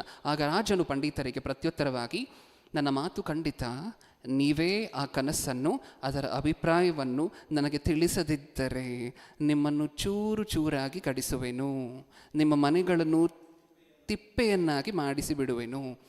ಅಂದರೆ ಇವರು ಇಷ್ಟು ದಿನ ಏನು ಮೋಸ ಮಾಡ್ಕೊಂಡು ಜೀವನ ಮಾಡಿದ್ರು, ಆ ಜೀವನಕ್ಕೆ ಅಂತ್ಯ ಬಂತು. ಇಷ್ಟು ದಿನ ಸುಳ್ಳು ಹೇಳ್ಕೊಂಡು ತಿರುಗಾಡ್ತಿದ್ರಲ್ವ ರಾಜನ ಸುತ್ತ, ಒಳ್ಳೆ ಸ್ಯಾಲ್ರಿ ಕೊಡ್ತಾರೆ ರಾಜರ ಸುತ್ತ ಇದ್ದರೆ, ಆರಾಮಾಗಿ ಇದರೆಲ್ಲ ಹೊಟ್ಟೆ ತುಂಬಿಸ್ಕೊಂಡು. ಈಗಿನ ಕಾಲದಲ್ಲಿ ಜ್ಯೋತಿಷ್ಯದವರು ಆಡುವಂತಹ ನಾಟಕನೇ ಆಗಿನ ಕಾಲದಲ್ಲಿ ನೆಬೂಕದ್ನೆಚ್ಚರ್ ಪಕ್ಕದಲ್ಲಿದ್ದಂತಹ ಪಂಡಿತರು ಸಹ ಆಡ್ತಿದ್ರು. ಆದರೆ ರಾಜ ಸೀರಿಯಸ್ ಆದ ಈ ಟೈಮಲ್ಲಿ. ಏನಂತಿದ್ದ ನಿಮಗೆ ರಾಜ? ನನ್ನ ಮಾತು ಖಂಡಿತ, ಗ್ರಾಂಟೆಡ್ ಆಗಿ ತಗೊಳ್ಳಿ ನಾನು ಹೇಳ್ತಿರುವಂತಹದ್ದನ್ನು. ಒಂದು ವೇಳೆ ನೀವು ಕನಸನ್ನು, ಅದರ ಅರ್ಥವನ್ನು ಎರಡನ್ನೂ ಸಹ ಹೇಳದೆ ಹೋದರೆ ತುಂಡು ತುಂಡಾಗಿ ಕತ್ತರಿಸ್ಬಿಟ್ಟು ನಿಮ್ಮ ಮನೆಯನ್ನು ತಿಪ್ಪೆಯನ್ನಾಗಿ ಮಾಡ್ತಿದ್ದೀನಿ ಅಂತಿದ್ದಾನೆ ರಾಜ. ಹೌದಾ? ಮುಂದೆ ಏನಾಗುತ್ತಂತೆ ಮಾಡಿಸಿಬಿಡು. 6ನೇ ವಚನ. ನೀವು ಆ ಕನಸನ್ನು, ಅದರ ಅಭಿಪ್ರಾಯವನ್ನು ತಿಳಿಸಿದರೆ ನನ್ನಿಂದ ನಿಮಗೆ ದಾನ ಬಹುಮಾನಗಳು, ವಿಶೇಷ ಸನ್ಮಾನಗಳು ಲಭಿಸುವವು. ಆದ ಕಾರಣ ಆ ಕನಸನ್ನು, ಅದರ ಅಭಿಪ್ರಾಯವನ್ನು ನನಗೆ ತಿಳಿಸಿರಿ ಎಂದು ಹೇಳಲು ಪಂಡಿತರು. 7ನೇ ವಚನ. ಇವ್ರು ಮಾಡ್ತಿರುವಂಥ ಕಾಮಿಡಿ ಏನು ಅಂತ ಹೇಳಿ ನೋಡಿ ಇಲ್ಲಿ. ರಾಜನು ತನ್ನ ದಾಸರಿಗೆ ಕನಸನ್ನು ತಿಳಿಸೋಣವಾಗಲಿ, ರಾಜನು ತನ್ನ ದಾಸರಿಗೆ, ಅಂದರೆ ಪಂಡಿತರಿಗೆ ಏನು ಹೇಳ್ತಿದ್ದಾನೆ ರಾಜ? ಕನಸನ್ನು ತಿಳಿಸೋಣವಾಗಲಿ ನಾವು ಅದರ ರಾಜನು ತನ್ನ ದಾಸರಿಗೆ ಕನಸನ್ನು ತಿಳಿಸೋಣವಾಗಲಿ ನಾನು ಅದರ ತಾತ್ಪರ್ಯವನ್ನು ವಿವರಿಸುವೆನು ಎಂಬ ಉತ್ತರವನ್ನೇ ಪುನಃ ಕೊಟ್ಟರು. ಮತ್ತೆ ಅದನ್ನು ಹೇಳ್ತಿದ್ದಾರೆ. ರಾಜ ಕನಸು, ಅದಕ್ಕಿರುವಂಥ ಅರ್ಥ ಎರಡೂ ನೀವೇ ಹೇಳಬೇಕು ಅಂತ ರಾಜ ಹೇಳಾಗಿದೆ. ಈಗ ಅಲ್ಲಿ ಮುಂದೆ ಇರುವಂಥ ಪಂಡಿತರು ಏನು ಹೇಳ್ತಿದ್ದಾರೆ? ಇಲ್ಲ, ನೀವು ಕನಸು ಹೇಳಿದ್ರೆ ನಾವು ಅರ್ಥ ಹೇಳ್ತೇವೆ. ಅದಕ್ಕೆ ಹೇಗೂ ನಿಮಗೆ ಬಿದ್ದಿರುವಂಥ ಕನಸಿಗೆ ಅರ್ಥ ಏನು ಅಂತ ನಿಮಗೆ ಗೊತ್ತಿರೋದಿಲ್ಲ. ನಾವೇನು ಹೇಳಿದ್ರು ನೀವು ಒಪ್ಕೋಬೇಕು. ಅದಕ್ಕೋಸ್ಕರ ನೀವು ಕನಸು ಹೇಳಿ ರಾಜ, ಯಾಕಂದರೆ ಕನಸು ಬಿದ್ದಿರುವಂತಹ ನಿಮಗೆ ನಾವು ಅರ್ಥ ಹೇಳ್ತೇವೆ. ಮತ್ತೆ ಅದನ್ನು ರಿಪೀಟ್ ಮಾಡುತ್ತಿದ್ದಾರಂತೆ. ಹೌದಾ? ಈಗ ಮುಂದೆ 8ನೇ ವಚನ. ಅದಕ್ಕೆ ರಾಜನು, ನೀವು ಆ ಕನಸನ್ನು ನನಗೆ ತಿಳಿಸದಿದ್ದರೆ ಮರಣದಂಡನೆಯ ನಿಯಮವೇ ನಿಮಗೆ ಗತಿಯಾಗುವುದು ಎಂಬ ನನ್ನ ಮಾತು ಖಂಡಿತವೆಂದು ನೀವು ತಿಳಿದುಕೊಂಡು ಕಾಲಹರಣ ಮಾಡುತ್ತಿದ್ದೀರಿ, ಟೈಮ್ ಪಾಸ್ ಮಾಡ್ತಿದ್ದೀರಾ. ರಾಜ ತುಂಬ ಸ್ಟ್ರೈಟ್ ಫಾರ್ವರ್ಡ್ ಆಗಿದ್ದಾನೆ ಈ ಟೈಮಲ್ಲಿ. ಹೌದಾ? ಸ್ಟ್ರೈಟ್ ಫಾರ್ವರ್ಡಾಗಿ ನಿಜ ಹೇಳ್ತಿದ್ದೀನಿ. ನೀವು ಅದನ್ನು ತಿಳಿಸ್ತೇ ಹೋದರೆ, ನೀವು ಕನಸನ್ನು ತಿಳಿಸ್ತೇ ಹೋದರೆ, ಅರ್ಥ ಮಾತ್ರ ಅಲ್ಲ ಕನಸನ್ನು ಜೊತೆಲಿ ಹೇಳದೆ ಹೋದರೆ ಮರಣದಂಡನೆ ಆಗತ್ತೆ ಪಕ್ಕ. ಅದನ್ನು ತಪ್ಪಿಸ್ಕೊಳ್ಳೋಕ್ಕಲ್ವ ನೀವು ಟೈಮ್ ಪಾಸ್ ಮಾಡ್ತಿರುವಂತಹದ್ದು ಅಂತ ಕೇಳ್ತಿದ್ದಾನೆ ರಾಜ. ಹಾಗಿದ್ರೆ ಜ್ಯೋತಿಷ್ಯ ಹೇಳುವಂತಹ ಪಂಡಿತರು ನೆಬೂಕದ್ನೆಚ್ಚರ್ ಪಕ್ಕದಲ್ಲಿ ಇದ್ಕೊಂಡು ಏನು ಮಾಡ್ತಿದ್ದಾರೆ ಹೇಳಿ? Time pass. ಈಗಿನ ಕಾಲದಲ್ಲೂ ಜ್ಯೋತಿಷ್ಯದವ್ರು ಮಾಡ್ತಾರೆ. ಅವ್ರಿಗೆ ಏನೂ ಇನ್ಫಾರ್ಮೇಷನ್ ಸಿಕ್ಕಿಲ್ಲ ಅಂತ ಅಂದ್ಕೊಳ್ಳಿ, ನಿಮ್ಮ ಜೊತೆ ಹಾಗೆ ಮಾತಾಡ್ಕೊಂಡು ಕೂತಿರ್ತಾರೆ. ಗೊತ್ತಾ? ನಿಮ್ಮ ಹತ್ರ ಇಂದ ಒಂದಷ್ಟು ಇನ್ಫಾರ್ಮೇಷನನ್ನು ತೊಗೊಳ್ಲಿಕ್ಕೆ ಹಾಗೇ ಮಾತಾಡ್ಕೊಂಡು ಕೂತಿರ್ತಾರೆ. 15 ನಿಮಿಷ ಆದರೂ ಸಹ ನಿಮ್ಮ ಭವಿಷ್ಯತ್ ಮುಗಿಯೋದೇ ಇಲ್ಲ, ಇನ್ನೂ ಹೇಳಲಿಕ್ಕೆ ಪ್ರಾರಂಭನೆ ಮಾಡಿರೋದಿಲ್ಲ. ಯಾಕೆ ಅಂದರೆ ಏನೂ ಪಾಯಿಂಟ್ ಸಿಕ್ಕಿಲ್ಲ. ಟೈಮ್ ಪಾಸ್ ಮಾಡಿಲ್ಲ ಅಂದರೆ ಆಗೋದಿಲ್ಲ. ಹೌದಾ? ಇಲ್ಲಿ ನಡೀತಿರುವಂತಹದ್ದು ಅದೇ. ಮುಂದೆ 8ನೇ ವಚನ. ಅದಕ್ಕೆ ರಾಜನು, ನೀವು ಕನಸನ್ನು ನನಗೆ ತಿಳಿಸದಿದ್ದರೆ ಮರಣದಂಡನೆಯ ನಿಯಮವೇ ನಿಮಗೆ ಗತಿಯಾಗುವುದು ಎಂಬ ನನ್ನ ಮಾತು ಖಂಡಿತವೆಂದು ನೀವು ತಿಳಿದುಕೊಂಡು ಕಾಲಹರಣ ಮಾಡುತ್ತಿದ್ದೀರಿ. ಇದು ನನಗೆ ಚೆನ್ನಾಗಿ ಗೊತ್ತು. 9ನೇ ವಚನ. ಕಾಲಾಂತರವನ್ನು ನಿರೀಕ್ಷಿಸಿಕೊಂಡೇ ನನ್ನ ಮುಂದೆ ಕೆಟ್ಟ ಸುಳ್ಳುಗಳನ್ನು ಆಡುತ್ತಿರಬೇಕೆಂದು ಕಟ್ಟು ಮಾಡಿಕೊಂಡಿದ್ದೀರಿ.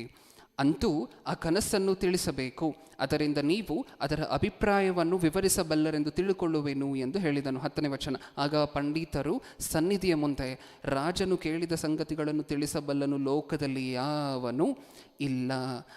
ಎಷ್ಟೇ ಬಲಿಷ್ಠನು, ಎಷ್ಟೇ ಪ್ರಬಲನು ಆದ ಯಾವ ಅರಸನು ಜೋಯಿಸರನ್ನಾಗಲಿ, ಮಾಟಗಾರರನ್ನಾಗಲಿ, ಪಂಡಿತರನ್ನಾಗಲಿ ಇಂಥ ಸಂಗತಿಗಳನ್ನು ಎಂದೂ ಕೇಳಲಿಲ್ಲ.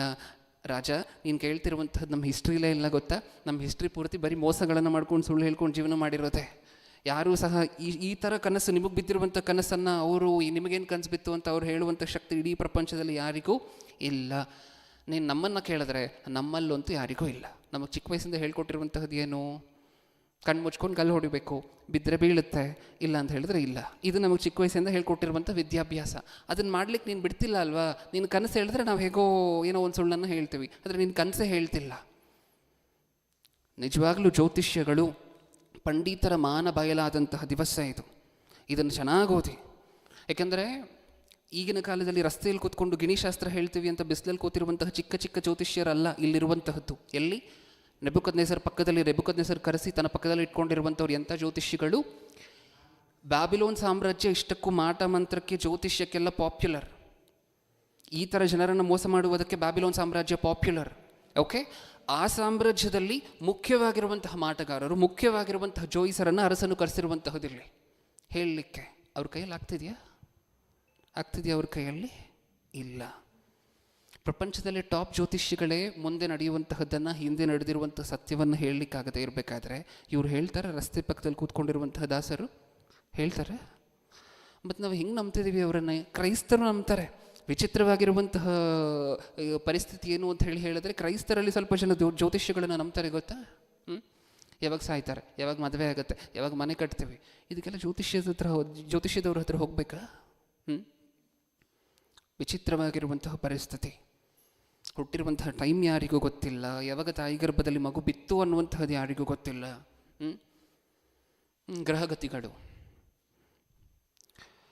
ಗ್ರಹಗತಿಗಳು ಅದು ಎಲ್ಲಿದೆ ಅನ್ನುವಂತಹದ್ರ ಮೇಲೆ ನಮ್ಮ ಜೀವನ ಡಿಪೆಂಡ್ ಆಗಿದೆ ಅಂತ ನಿಮಗೆ ಅನ್ಸುತ್ತಾ ಪ್ರಿಯರೇ? ಗ್ರಹಗತಿಗಳು ಎಲ್ಲಿದೆ ಅನ್ನುವಂತಹದ್ರ ಮೇಲೆ ನಮ್ಮ ಜೀವನ ಡಿಪೆಂಡ್ ಆಗಿದೆ ಅಂತ ನಿಮಗೆ ಅನ್ಸುತ್ತಾ? ಎಷ್ಟು ಕೋಟಿ ಕಿಲೋಮೀಟರ್ ದೂರ ಇದೆ ಗೊತ್ತಾ? ಪ್ರತಿಯೊಂದೊಂದು ಗ್ರಹವೂ ಸಹ ನಮ್ಮ ಭೂಮಿ ಪಕ್ಕದಲ್ಲಿರುವಂತಹ ಮಾರ್ಸ್ ಆಗಿರ್ಬೋದು, ವೀನಸ್ ಆಗಿರ್ಬೋದು, ಆಮೇಲೆ ಫಸ್ಟ್ ಇರುವಂತಹ ಮರ್ಕ್ಯುರಿ ಆಗಿರ್ಬೋದು, ಈ 9 ಪ್ಲಾನೆಟ್ಸು 8 ಪ್ಲಾನೆಟ್ಸ್ ಏನಿದೆಯಲ್ವಾ, ಇದು ಭೂಮಿಯಿಂದ ಎಷ್ಟೆಷ್ಟು ಕೋಟಿ ಕೋಟಿ ಕಿಲೋಮೀಟರ್ ದೂರ ಇದೆ ಗೊತ್ತಾ ನಮಗೆ? ಅದು ಎಲ್ಲಿದೆ ಅನ್ನುವಂತಹದ್ರ ಮೇಲೆ ನಮ್ಮ ಜೀವನ ಡಿಪೆಂಡ್ ಆಗಿರುತ್ತಾ? ಒಂದ್ಸರಿ ಹೇಳಿ ನೋಡಿ. ನಿಮ್ಮ ಮಕ್ಕಳಿಗೆ ಚಿಕ್ಕ ವಯಸ್ಸಿನಿಂದ ಒಂದು ವೇಳೆ ಈ ಮೂಢನಂಬಿಕೆಗಳನ್ನು ಯಾರಾದರೂ ಫಾಲೋ ಮಾಡುವಂಥವ್ರಿದೆ, ಚಿಕ್ಕ ವಯಸ್ಸಿಂದ ಅವರಿಗೂ ಕಲಿಸಿದ್ರೆ ಅವ್ರು ಶಾಲೆಗೆ ಹೋಗ್ತಾರಲ್ವಾ, ಎಕ್ಸಾಮ್ಗಳನ್ನು ಇಡ್ತಾರಲ್ವಾ, 9 o'clock-ಇಂದ 12 o'clock, ಬೆಳಗ್ಗೆ 9-ಇಂದ 12, ಮಧ್ಯಾಹ್ನ 12ವರೆಗೂ ಎಕ್ಸಾಮ್ ಇದೆ ಅಂತ ಅಂದ್ಕೊಳ್ಳಿ. ಈಗ ಟೀಚರ್ ಒಂದು ಪೇಪರ್ ಕೊಡ್ತಿದ್ದಾರೆ, ನಿಮ್ಮ ಮಗನನ್ನು ನಿಲ್ಲಿಸ್ಲಿಕ್ಕೆ ಹೇಳಿ, ನಿಲ್ಲಿಸು, ರಾಹುಕಾಲ, ಗ್ರಹ ಸೈಡಿಗೆ ಹೋಗಲಿ ಸ್ವಲ್ಪ ಅಂದರೆ ಏನು ಮಾಡ್ತಾರೆ ಗೊತ್ತಾ? ಶಿಕ್ಷಕರು ಏನು ಮಾಡ್ತಾರೆ? ನೀನು ಸೈಡ್ಗೆ ಹೋಗು ಅಂದ್ಬಿಟ್ಟು TC ಕೊಟ್ಟು ಮನೆಗೆ ಕಳಿಸ್ತಾರೆ, ಹೌದಲ್ವಾ? ಹಾಗಾದರೆ ಚಿಕ್ಕ ವಯಸ್ಸಿನಿಂದ ಎಕ್ಸಾಮ್ಗಳನ್ನು, ಟೆಸ್ಟ್ಗಳನ್ನು ಬರೀಬೇಕಾದ್ರೆ ಕಾಲ ನೋಡಿದ್ವಾ? ಟೈಮನ್ನು ನೋಡಿದ್ವಾ? ಪಾಸ್ ಆಗಿಲ್ವಾ? ಹೋಗಲಿ, ಫೇಲ್ ಆಗಿದ್ದಾರೆ ಅಂದರೆ ಅವ್ರು ಓದದೇ ಇರೋದಕ್ಕೆ ಫೇಲ್ ಆಗಿದ್ದಾರೆ, ಹೌದಾ ಇಲ್ವಾ? ಗ್ರಹಗತಿಗಳ ಇದು ವಿಚಿತ್ರವಾಗಿರುವಂತಹ ಪರಿಸ್ಥಿತಿ. ದೇವರು ಸತ್ಯದಲ್ಲಿ ಸ್ಪಷ್ಟವಾಗಿ ಹೇಳಿದ್ದಾರೆ, ಕಾಲಗಳನ್ನು, ಸಮಯಗಳನ್ನು ನಾನು ನನ್ನ ಕಂಟ್ರೋಲಲ್ಲಿ, ನನ್ನ ಅಧೀನದಲ್ಲಿ ಇಟ್ಕೊಂಡಿದ್ದೀನಿ ಅಂತ ಹೇಳಿದ್ದಾರೆ ದೇವರು. ಕೆಲವು ಜ್ಯೋತಿಷ್ಯಗಳು, ನಿಮಗೊಂದು ಸಮಸ್ಯೆ ಇದೆಯಲ್ವಾ, ಇನ್ನು ಸ್ವಲ್ಪ ದಿನದಲ್ಲಿ ಅದು ಬಗೆಹರಿಯುತ್ತೆ.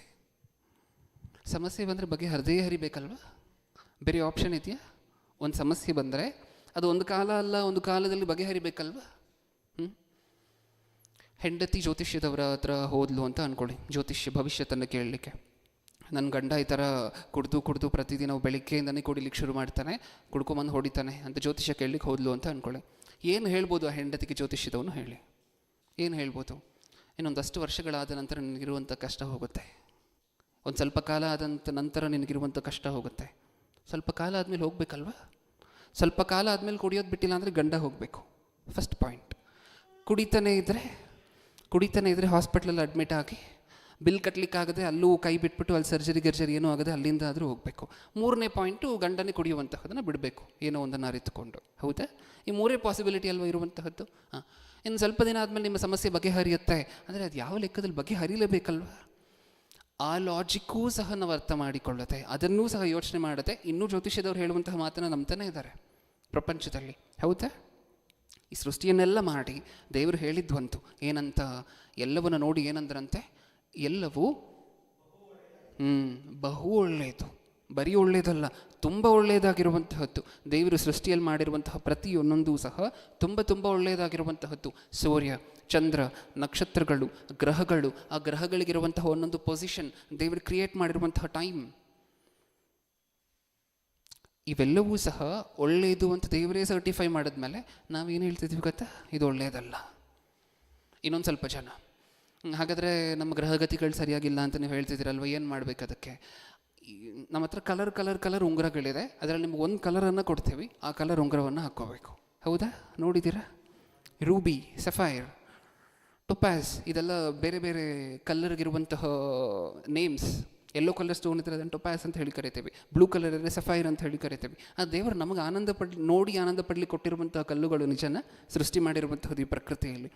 ನಾವು ಅದನ್ನು ಕೈಗೆ ಹಾಕೊಂಡು ಓಡಾಡ್ತಿದ್ದೀವಿ. ಏನಕ್ಕಂದರೆ ಶನಿ ಅಡ್ಡ ಬಂದಿದೆ ಅಂತಿದ್ದೀವಿ. ಹೌದಾ? ವಿಚಿತ್ರ ಅಲ್ವಾ ನಾವು ಮಾಡ್ತಿರುವಂತಹದ್ದು, ನಮ್ಮ ಸುತ್ತಮುತ್ತ ನಡೀತಿರುವಂತಹದ್ದು ಈ ಸಮಾಜದಲ್ಲಿ. ಸತ್ಯವೇದಿಂದ ಒಂದಷ್ಟು ವಚನಗಳನ್ನು ನೋಡೋಣ. ಯೆರೆಮೀಯನ ಗ್ರಂಥ, ಯೆರೆಮೀಯನ ಗ್ರಂಥ 10ನೇ ಅಧ್ಯಾಯ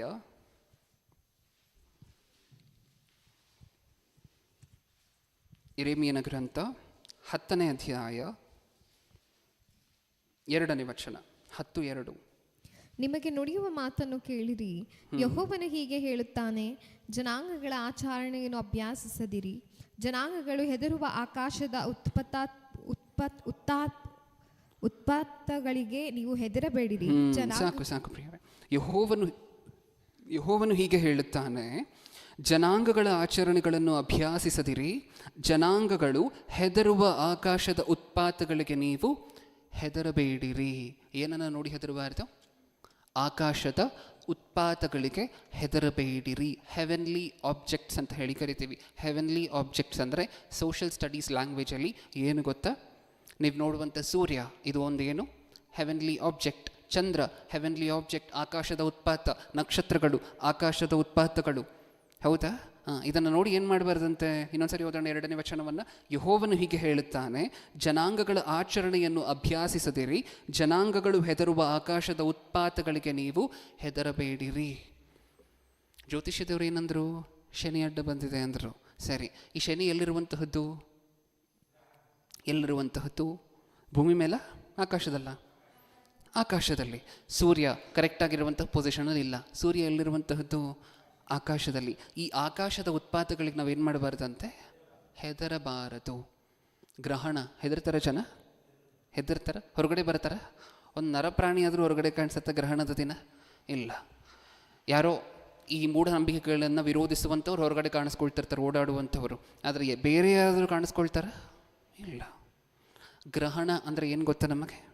ಎಕ್ಲಿಪ್ಸ್ ಅಂತ ಹೇಳಿ ಕರಿತೀವಲ್ವ. ಏನು ಹಂಗಂದರೆ ಸೂರ್ಯ, ಚಂದ್ರ, ಭೂಮಿ ಅಲೈನ್ ಆಗುವಂತಹದ್ದು ಕೆಲವು ಫಾರ್ಮೇಷನ್ಗಳಲ್ಲಿ ಸೋಲಾರ್ ಎಕ್ಲಿಪ್ಸ್, ಲೂನಾರ್ ಎಕ್ಲಿಪ್ಸ್ ಅಂತ ಹೇಳಿ ಕರಿತೀವಿ. ಅದು ಯಾವ ಬೇಸಿಸ್ ಮೇಲೆ ಅಲೈನ್ ಆಗುತ್ತೆ, ಯಾವ ಬೇಸಿಸ್ ಮೇಲೆ ಒಂದಾದ ನಂತರ ಒಂದು ಲೈನಾಗಿ ಸ್ಟ್ರೈಟ್ ಲೈನಲ್ಲಿ ಬಂದು ನಿಂತ್ಕೊಳ್ಳುತ್ತೆ ಅನ್ನೋದರ ಬೇಸಿಸ್ ಮೇಲೆ. ಹೌದಾ? ಈ ಗ್ರಹಣ ಆಕಾಶದಲ್ಲೆಲ್ಲ ನಡೆಯುವಂತಹದ್ದು ಅಲ್ವಾ? ಆಕಾಶದ ಉತ್ಪಾತ ಅದು. ಹೌದಾ?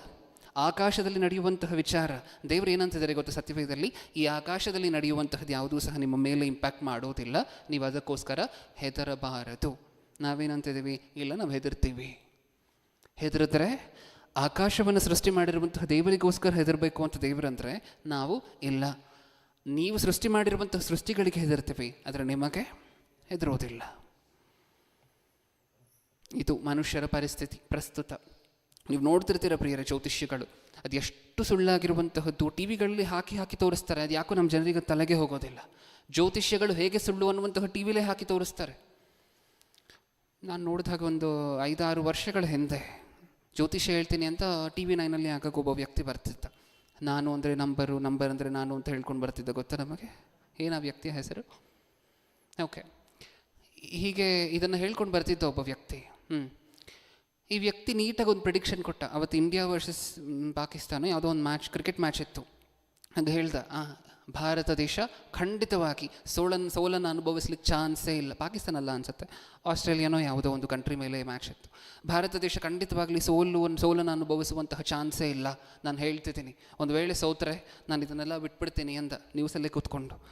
ನೆಕ್ಸ್ಟ್ ದಿನ ಆಸ್ಟ್ರೇಲಿಯಾ ಭರ್ಜರಿ ಗೆಲುವು ಭಾರತ ದೇಶದ ಮೇಲೆ. ಹೌದಾ? ಈ ವ್ಯಕ್ತಿ ಇನ್ನೂ ಬಿಟ್ಟಿಲ್ಲ ಗೊತ್ತಾ? ನಮ್ಮ ರಾಜ್ಯ ಬಿಟ್ಟು ಪಕ್ಕದ ರಾಜ್ಯಕ್ಕೆ ಜ್ಯೋತಿಷ್ಯ ಹೇಳ್ಕೊಂಡು ಬಿಸ್ನೆಸ್ ಮಾಡ್ತಿದ್ದಾನೆ. ಆಂಧ್ರ ಪ್ರದೇಶದಲ್ಲಿ ಇದ್ದಾನೆ ಈ ವ್ಯಕ್ತಿ. ಈಗ ನಾವಾಗಲಿಂದ ಮಾತಾಡ್ಕೊಳ್ತಿದ್ದೀವಲ್ವ, ಇವ್ರು ಮಾಡುವಂತಹದ್ದು ಬಿಸ್ನೆಸ್, ಇವ್ರು ಮಾಡುವಂತಹದ್ದು ಹಣ ಮಾಡಲಿಕ್ಕೋಸ್ಕರ ಈ ವೃತ್ತಿಯನ್ನು ಚೂಸ್ ಮಾಡಿದ್ದಾರೆ ಅನ್ನೋ ನೀವು ಸ್ಪಷ್ಟವಾಗಿ ನೋಡ್ಬೋದು. ಇದನ್ನು ನೋಡಿದ್ರೂ ಜನರಿಗೆ ಇನ್ನೂ ಬುದ್ಧಿ ಬರೋದಿಲ್ಲ, ಇನ್ನೂ ಜ್ಯೋತಿಷ್ಯದವರು ಹತ್ರನೇ ಹೋಗ್ತಾರೆ. ಈ ವ್ಯಕ್ತಿ ಹೇಳಿರುವಂತಹದ್ದು ಬಟ್ಟಾಬಯಲಾಗಿ ಇದು ಸುಳ್ಳು ಅಂತ ಜನರ ಮಧ್ಯದಲ್ಲಿ ಗೊತ್ತಾದರೂ ಸಹ ಇನ್ನೂ ಸಹ ನಂಬುತ್ತಿಲ್ಲ. 2014 ಎಲೆಕ್ಷನ್ ಭಾರತ ದೇಶದಲ್ಲಿ ಒಂದು ದೊಡ್ಡ ಜ್ಯೋತಿಷ್ಯ ಹೇಳ್ದ, ಏನೋ ಯಾವುದೋ ಬೇರೆ ಪಾರ್ಟಿ ಗೆಲ್ಲತ್ತೆ ಅಂತ ಹೇಳ್ದ. ಅದಕ್ಕೆ ತೀವ್ರವಾಗಿ ವಿರುದ್ಧವಾಗಿ ನಡೀತು ಎಲೆಕ್ಷನ್ ರಿಸಲ್ಟ್ಸ್. ನಮ್ಮ ಜನಕ್ಕೆ ಅರ್ಥ ಆಗಬೇಕಲ್ವ, ಸಮಾಜಕ್ಕೆ ಅರ್ಥ ಆಗಬೇಕಲ್ವ? ಅದು ಅರ್ಥ ಆಗೋದಿಲ್ಲ. ಅಟ್ಲೀಸ್ಟ್ ಉಳಿದಂತಹ ಜನ ಏನಾಗ್ತಾರೋ ನಾವು ಹೇಳಲಿಕ್ಕೆ ಪ್ರಯತ್ನ ಪಡೋಣ, ಅವ್ರು ಬರ್ತಾರೋ ಇಲ್ವೋ ಅದು ಅವರಿಗೆ ಸಂಬಂಧಪಟ್ಟಿರುವಂತಹದ್ದು. ಆದರೆ ಕ್ರೈಸ್ತರು ಯಾರ ಕೈಯಲ್ಲಿ ಸತ್ಯವೇದ ಇದೆಯೋ ಅಟ್ಲೀಸ್ಟ್ ಅವರಾದರೂ ಸಹ, ನಿಮಗೆ ಗೊತ್ತಿರುವಂತಹ ಕ್ರೈಸ್ತರು ಯಾರಿಗಾದರೂ ಈ ನಂಬಿಕೆಗಳು ಇದ್ದರೆ, ಈ ಮೂಢನಂಬಿಕೆಗಳಲ್ಲಿ ಅವರಿದ್ದರೆ ಅವ್ರಿಗೆ ಹೇಳಿ ಇದನ್ನು ಅರ್ಥ ಮಾಡಿಸಿ ಇದೆಲ್ಲ ಅವ್ರ ತಲೆಗೆ ಹೋಗುವಂತಹ ನೀಟಾಗಿ ಹೇಳುವಂತಹ ಜವಾಬ್ದಾರಿ ನಿಮ್ಮದೇ. ಏಕೆಂದರೆ ಸತ್ಯವೇದದಲ್ಲಿ ಮಾಟಮಂತ್ರಿಕರು ಬಯಲಾಗಿರುವಂತಹದ್ದು, ಅವರ ಗುಟ್ಟು ರಟ್ಟಾಗಿರುವಂತಹದ್ದು ನೀವು ಸತ್ಯವೇದದಲ್ಲಿ ನೋಡ್ತೀರಾ, ಹೌದಲ್ವ? ಜ್ಯೋತಿಷ್ಯಗಳು ಅವರು ಏನು ನಾಟಕ ಮಾಡ್ತಿದ್ರು, ನೆಬೂಕದ್ನೆಚ್ಚರ್ ಪಕ್ಕದಲ್ಲಿ ಇದ್ಕೊಂಡು ನೆಬೂಕದ್ನೆಚ್ಚರ್ ಕೈಯಲ್ಲಿ ಇವ್ರಿಗೆ ಮರಣ ಶಿಕ್ಷೆ ಆಯಿತು ಗೊತ್ತಾ ನಮಗೆ? ಇಲ್ಲಿರುವಂತಹ ಪಂಡಿತರಿಗೆ, ದಾನಿಯೇಲನು, ಶದ್ರಕ್, ಮೇಷಕ್, ಅಬೇದ್ನೆಗೋ ಇವರಿಂದ ಸ್ವಲ್ಪ ಜನ ತಡೆಯಲ್ಪಟ್ರಷ್ಟೇ ಹತ್ತಿರ ಆಗುವಂತಹದ್ದು. ಕೊನೆಯದಾಗಿ ದಾನಿಯೇಲನು ಮುಂದೆ ಬಂದ್ರಲ್ವ ಈ ಕನಸನ್ನು ಅರ್ಥ ಹೇಳಲಿಕ್ಕೆ, ಹೌದಲ್ವ? ಈ ಮುಂಚೆ ಪಾಪ ಪಂಡಿತರ ಕಥೆಯೆಲ್ಲ ಆಯಿತು. ರಾಜನ ಪಕ್ಕದಲ್ಲಿದ್ದಂತಹ ಜ್ಯೋತಿಷ್ಯಕ್ಕೆ ಮಾಟಮಂತ್ರಕ್ಕೆ ಪಾಪ್ಯುಲರ್ ಆಗಿರುವಂತಹ ಒಂದು ಕಂಟ್ರಿ ಬ್ಯಾಬಿಲೋನ್, ಕ್ರಿಸ್ತ ಪೂರ್ವದಲ್ಲಿ. ಅಲ್ಲಿ ನಡೀತಿದ್ದಂತಹದ್ದೆಲ್ಲ ಬರೀ ಬ್ಲ್ಯಾಕ್ ಮ್ಯಾಜಿಕ್ಕು, ಅದು ಇದು ಈ ರೀತಿಯಾಗಿರುವಂತಹ ಚಟುವಟಿಕೆಗಳೇ, ಹೌದಾ? ಅಲ್ಲಿದ್ದಂತಹ ಪ್ರಮುಖ ಜ್ಯೋತಿಷ್ಯಗಳೇ ಭವಿಷ್ಯತ್ತನ್ನು, ಈಗಾಗಲೇ ಬಿದ್ದಿರುವಂತಹ ಕನಸನ್ನು, ಹಿಂದೆ ನಡೆದಿರುವಂತಹದ್ದನ್ನು ಖಚಿತವಾಗಿ ಹೇಳಲಿಕ್ಕೆ ಹೋಗದೇ ಇರಬೇಕಾದ್ರೆ ಇವಾಗ ಹೇಳ್ತಾರೆ. ಈ ಹೊಟ್ಟೆಪಾಡಿಗೋಸ್ಕರ ಜೀವನ ಮಾಡ್ತಿರುವಂತಹ ಜನ ಭವಿಷ್ಯತ್ತಂದರೆ ಹೆಂಗಿರಬೇಕು ಗೊತ್ತಾ ಪ್ರಿಯರೇ? ಯೇಸು ಕ್ರಿಸ್ತರು ಒಬ್ಬ ಶಿಷ್ಯನನ್ನು ಕರೆದು, ಅಲ್ಲಿಗೆ ಹೋಗು, ಅಲ್ಲೊಂದು ಮೀನಿರುತ್ತೆ, ಅದರ ಬಾಯಲ್ಲಿ ಒಂದು ಕಾಯಿನ್ ಇರುತ್ತೆ, ತೊಗೊಂಡು ಬಂದು ಟ್ಯಾಕ್ಸ್ ಕಟ್ಟು ಅನ್ನೋ ಹಂಗಿರಬೇಕು ಜ್ಯೋತಿಷ್ಯ. ಅದು ನಿಜವಾಗ್ಲೂ ಫ್ಯೂಚರ್, ಅದು ನಿಜವಾಗ್ಲೂ ಮುಂದೆ ನಡೆಯುವಂತಹದ್ದು. ಅಲ್ಲಿಗೆ ಹೋದರೆ ಅದೇ ಮೀನು ಬರುತ್ತೆ ಆ ಜಾಗಕ್ಕೆ, ಆ ಮೀನು ಬಾಯಲ್ಲೇ ಕಾಯಿನ್ ಸಿಕ್ಕಾಕೊಂಡಿರುತ್ತೆ, ಆ ಕಾಯಿನನ್ನು ತೊಗೊಂಡು ಬಂದು ನೀನು ಕಟ್ಟಬೇಕು. ಅಲ್ಲಿಗೆ ಹೋಗು, ಅಲ್ಲೊಂದು ಕತ್ತೆಯನ್ನು ಕಟ್ಟಾಕಿರ್ತಾರೆ, ಅದನ್ನು ಬಿಚ್ಕೊಂಡು ತೊಗೊಂಬ, ಯಾರಾದರೂ ಕೇಳಿದ್ರೆ ನನ್ನ ಪ್ರಭುಗೆ ಬೇಕು ಅನ್ನೋ ಕೊಡ್ತಾರೆ.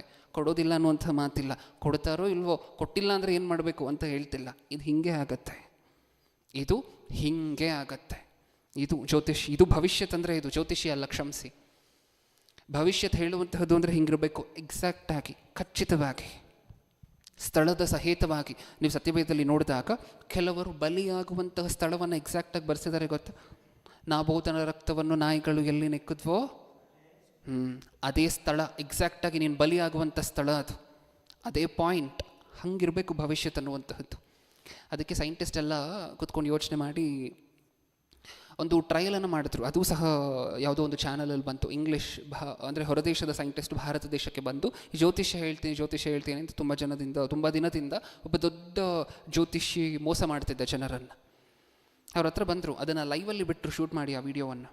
ಏನು ಆ ಜ್ಯೋತಿಷ್ಯದವನಿಗೆ ಒಂದೇ ಹೇಳಿದ್ದ ಸೈಂಟಿಸ್ಟ್ಗಳು, ನೀನು ನಮ್ಮ ಜೀವನದಲ್ಲಿ ಮುಂದೆ ಏನಾಗುತ್ತೆ ಅಂತ ಹೇಳಬೇಡ, ನನ್ನ ಹತ್ರ ಒಂದು ಕಾಯಿನ್ ಇದೆ, ಅದನ್ನು ನಾನು 2 ಕೈಯಲ್ಲಿ ಒಂದು ಕೈಯಲ್ಲಿ ಇಟ್ಕೊಳ್ತೀನಿ, ಯಾವ ಕೈಯಲ್ಲಿದೆ ಹೇಳು ನೋಡೋಣ, ಅಷ್ಟೇ ಹೇಳಿದವರು.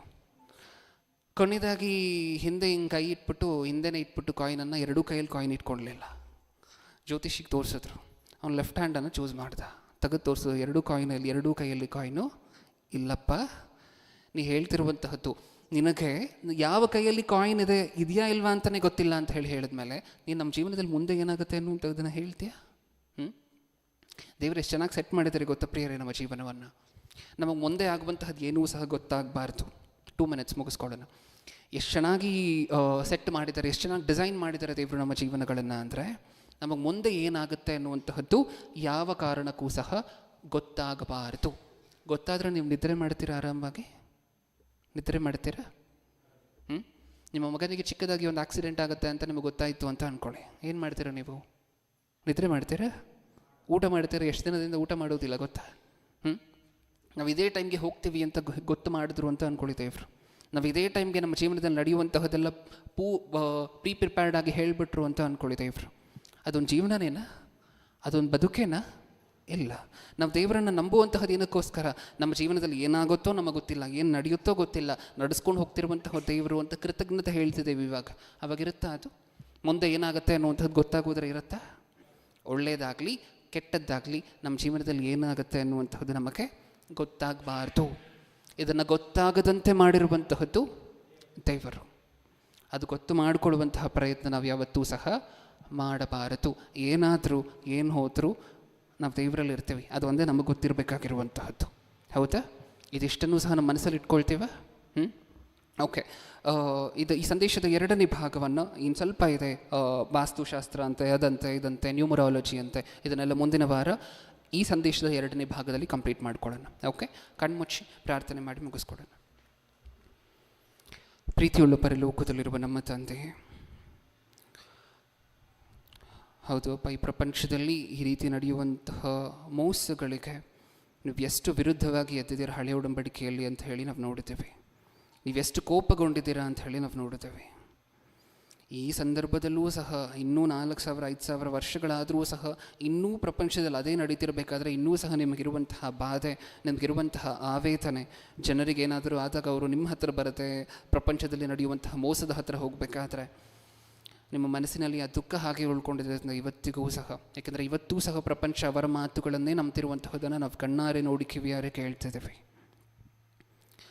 ಸಾಧ್ಯವಾದ ಮಟ್ಟಕ್ಕೆ ತಂದೆ ನಮ್ಮ ಜೀವನಗಳನ್ನು ನಾವು ಸರಿ ಮಾಡಿಕೊಂಡು ನಮ್ಮ ಸುತ್ತಮುತ್ತ ಇರುವಂತಹವರ ಜೀವನಗಳನ್ನು ಬೆಳಕಿಗೆ ತರುವಂತಹ ಮಕ್ಕಳಾಗಿ ನಮ್ಮನ್ನು ಮಾರ್ಪಡಿಸಿ, ಇದನ್ನೆಲ್ಲ ಹೇಳಿ ಜನರಿಗೆ ಈ ಮೂಢನಂಬಿಕೆಗಳ ಮೇಲಿರುವಂತಹ ನಂಬಿಕೆಯನ್ನು ನಿಮ್ಮ ಕಡೆ ತಿರುಗಿಸುವಂತಹ ಮಕ್ಕಳಾಗಿ ನಮ್ಮನ್ನು ಮಾರ್ಪಡಿಸಿ.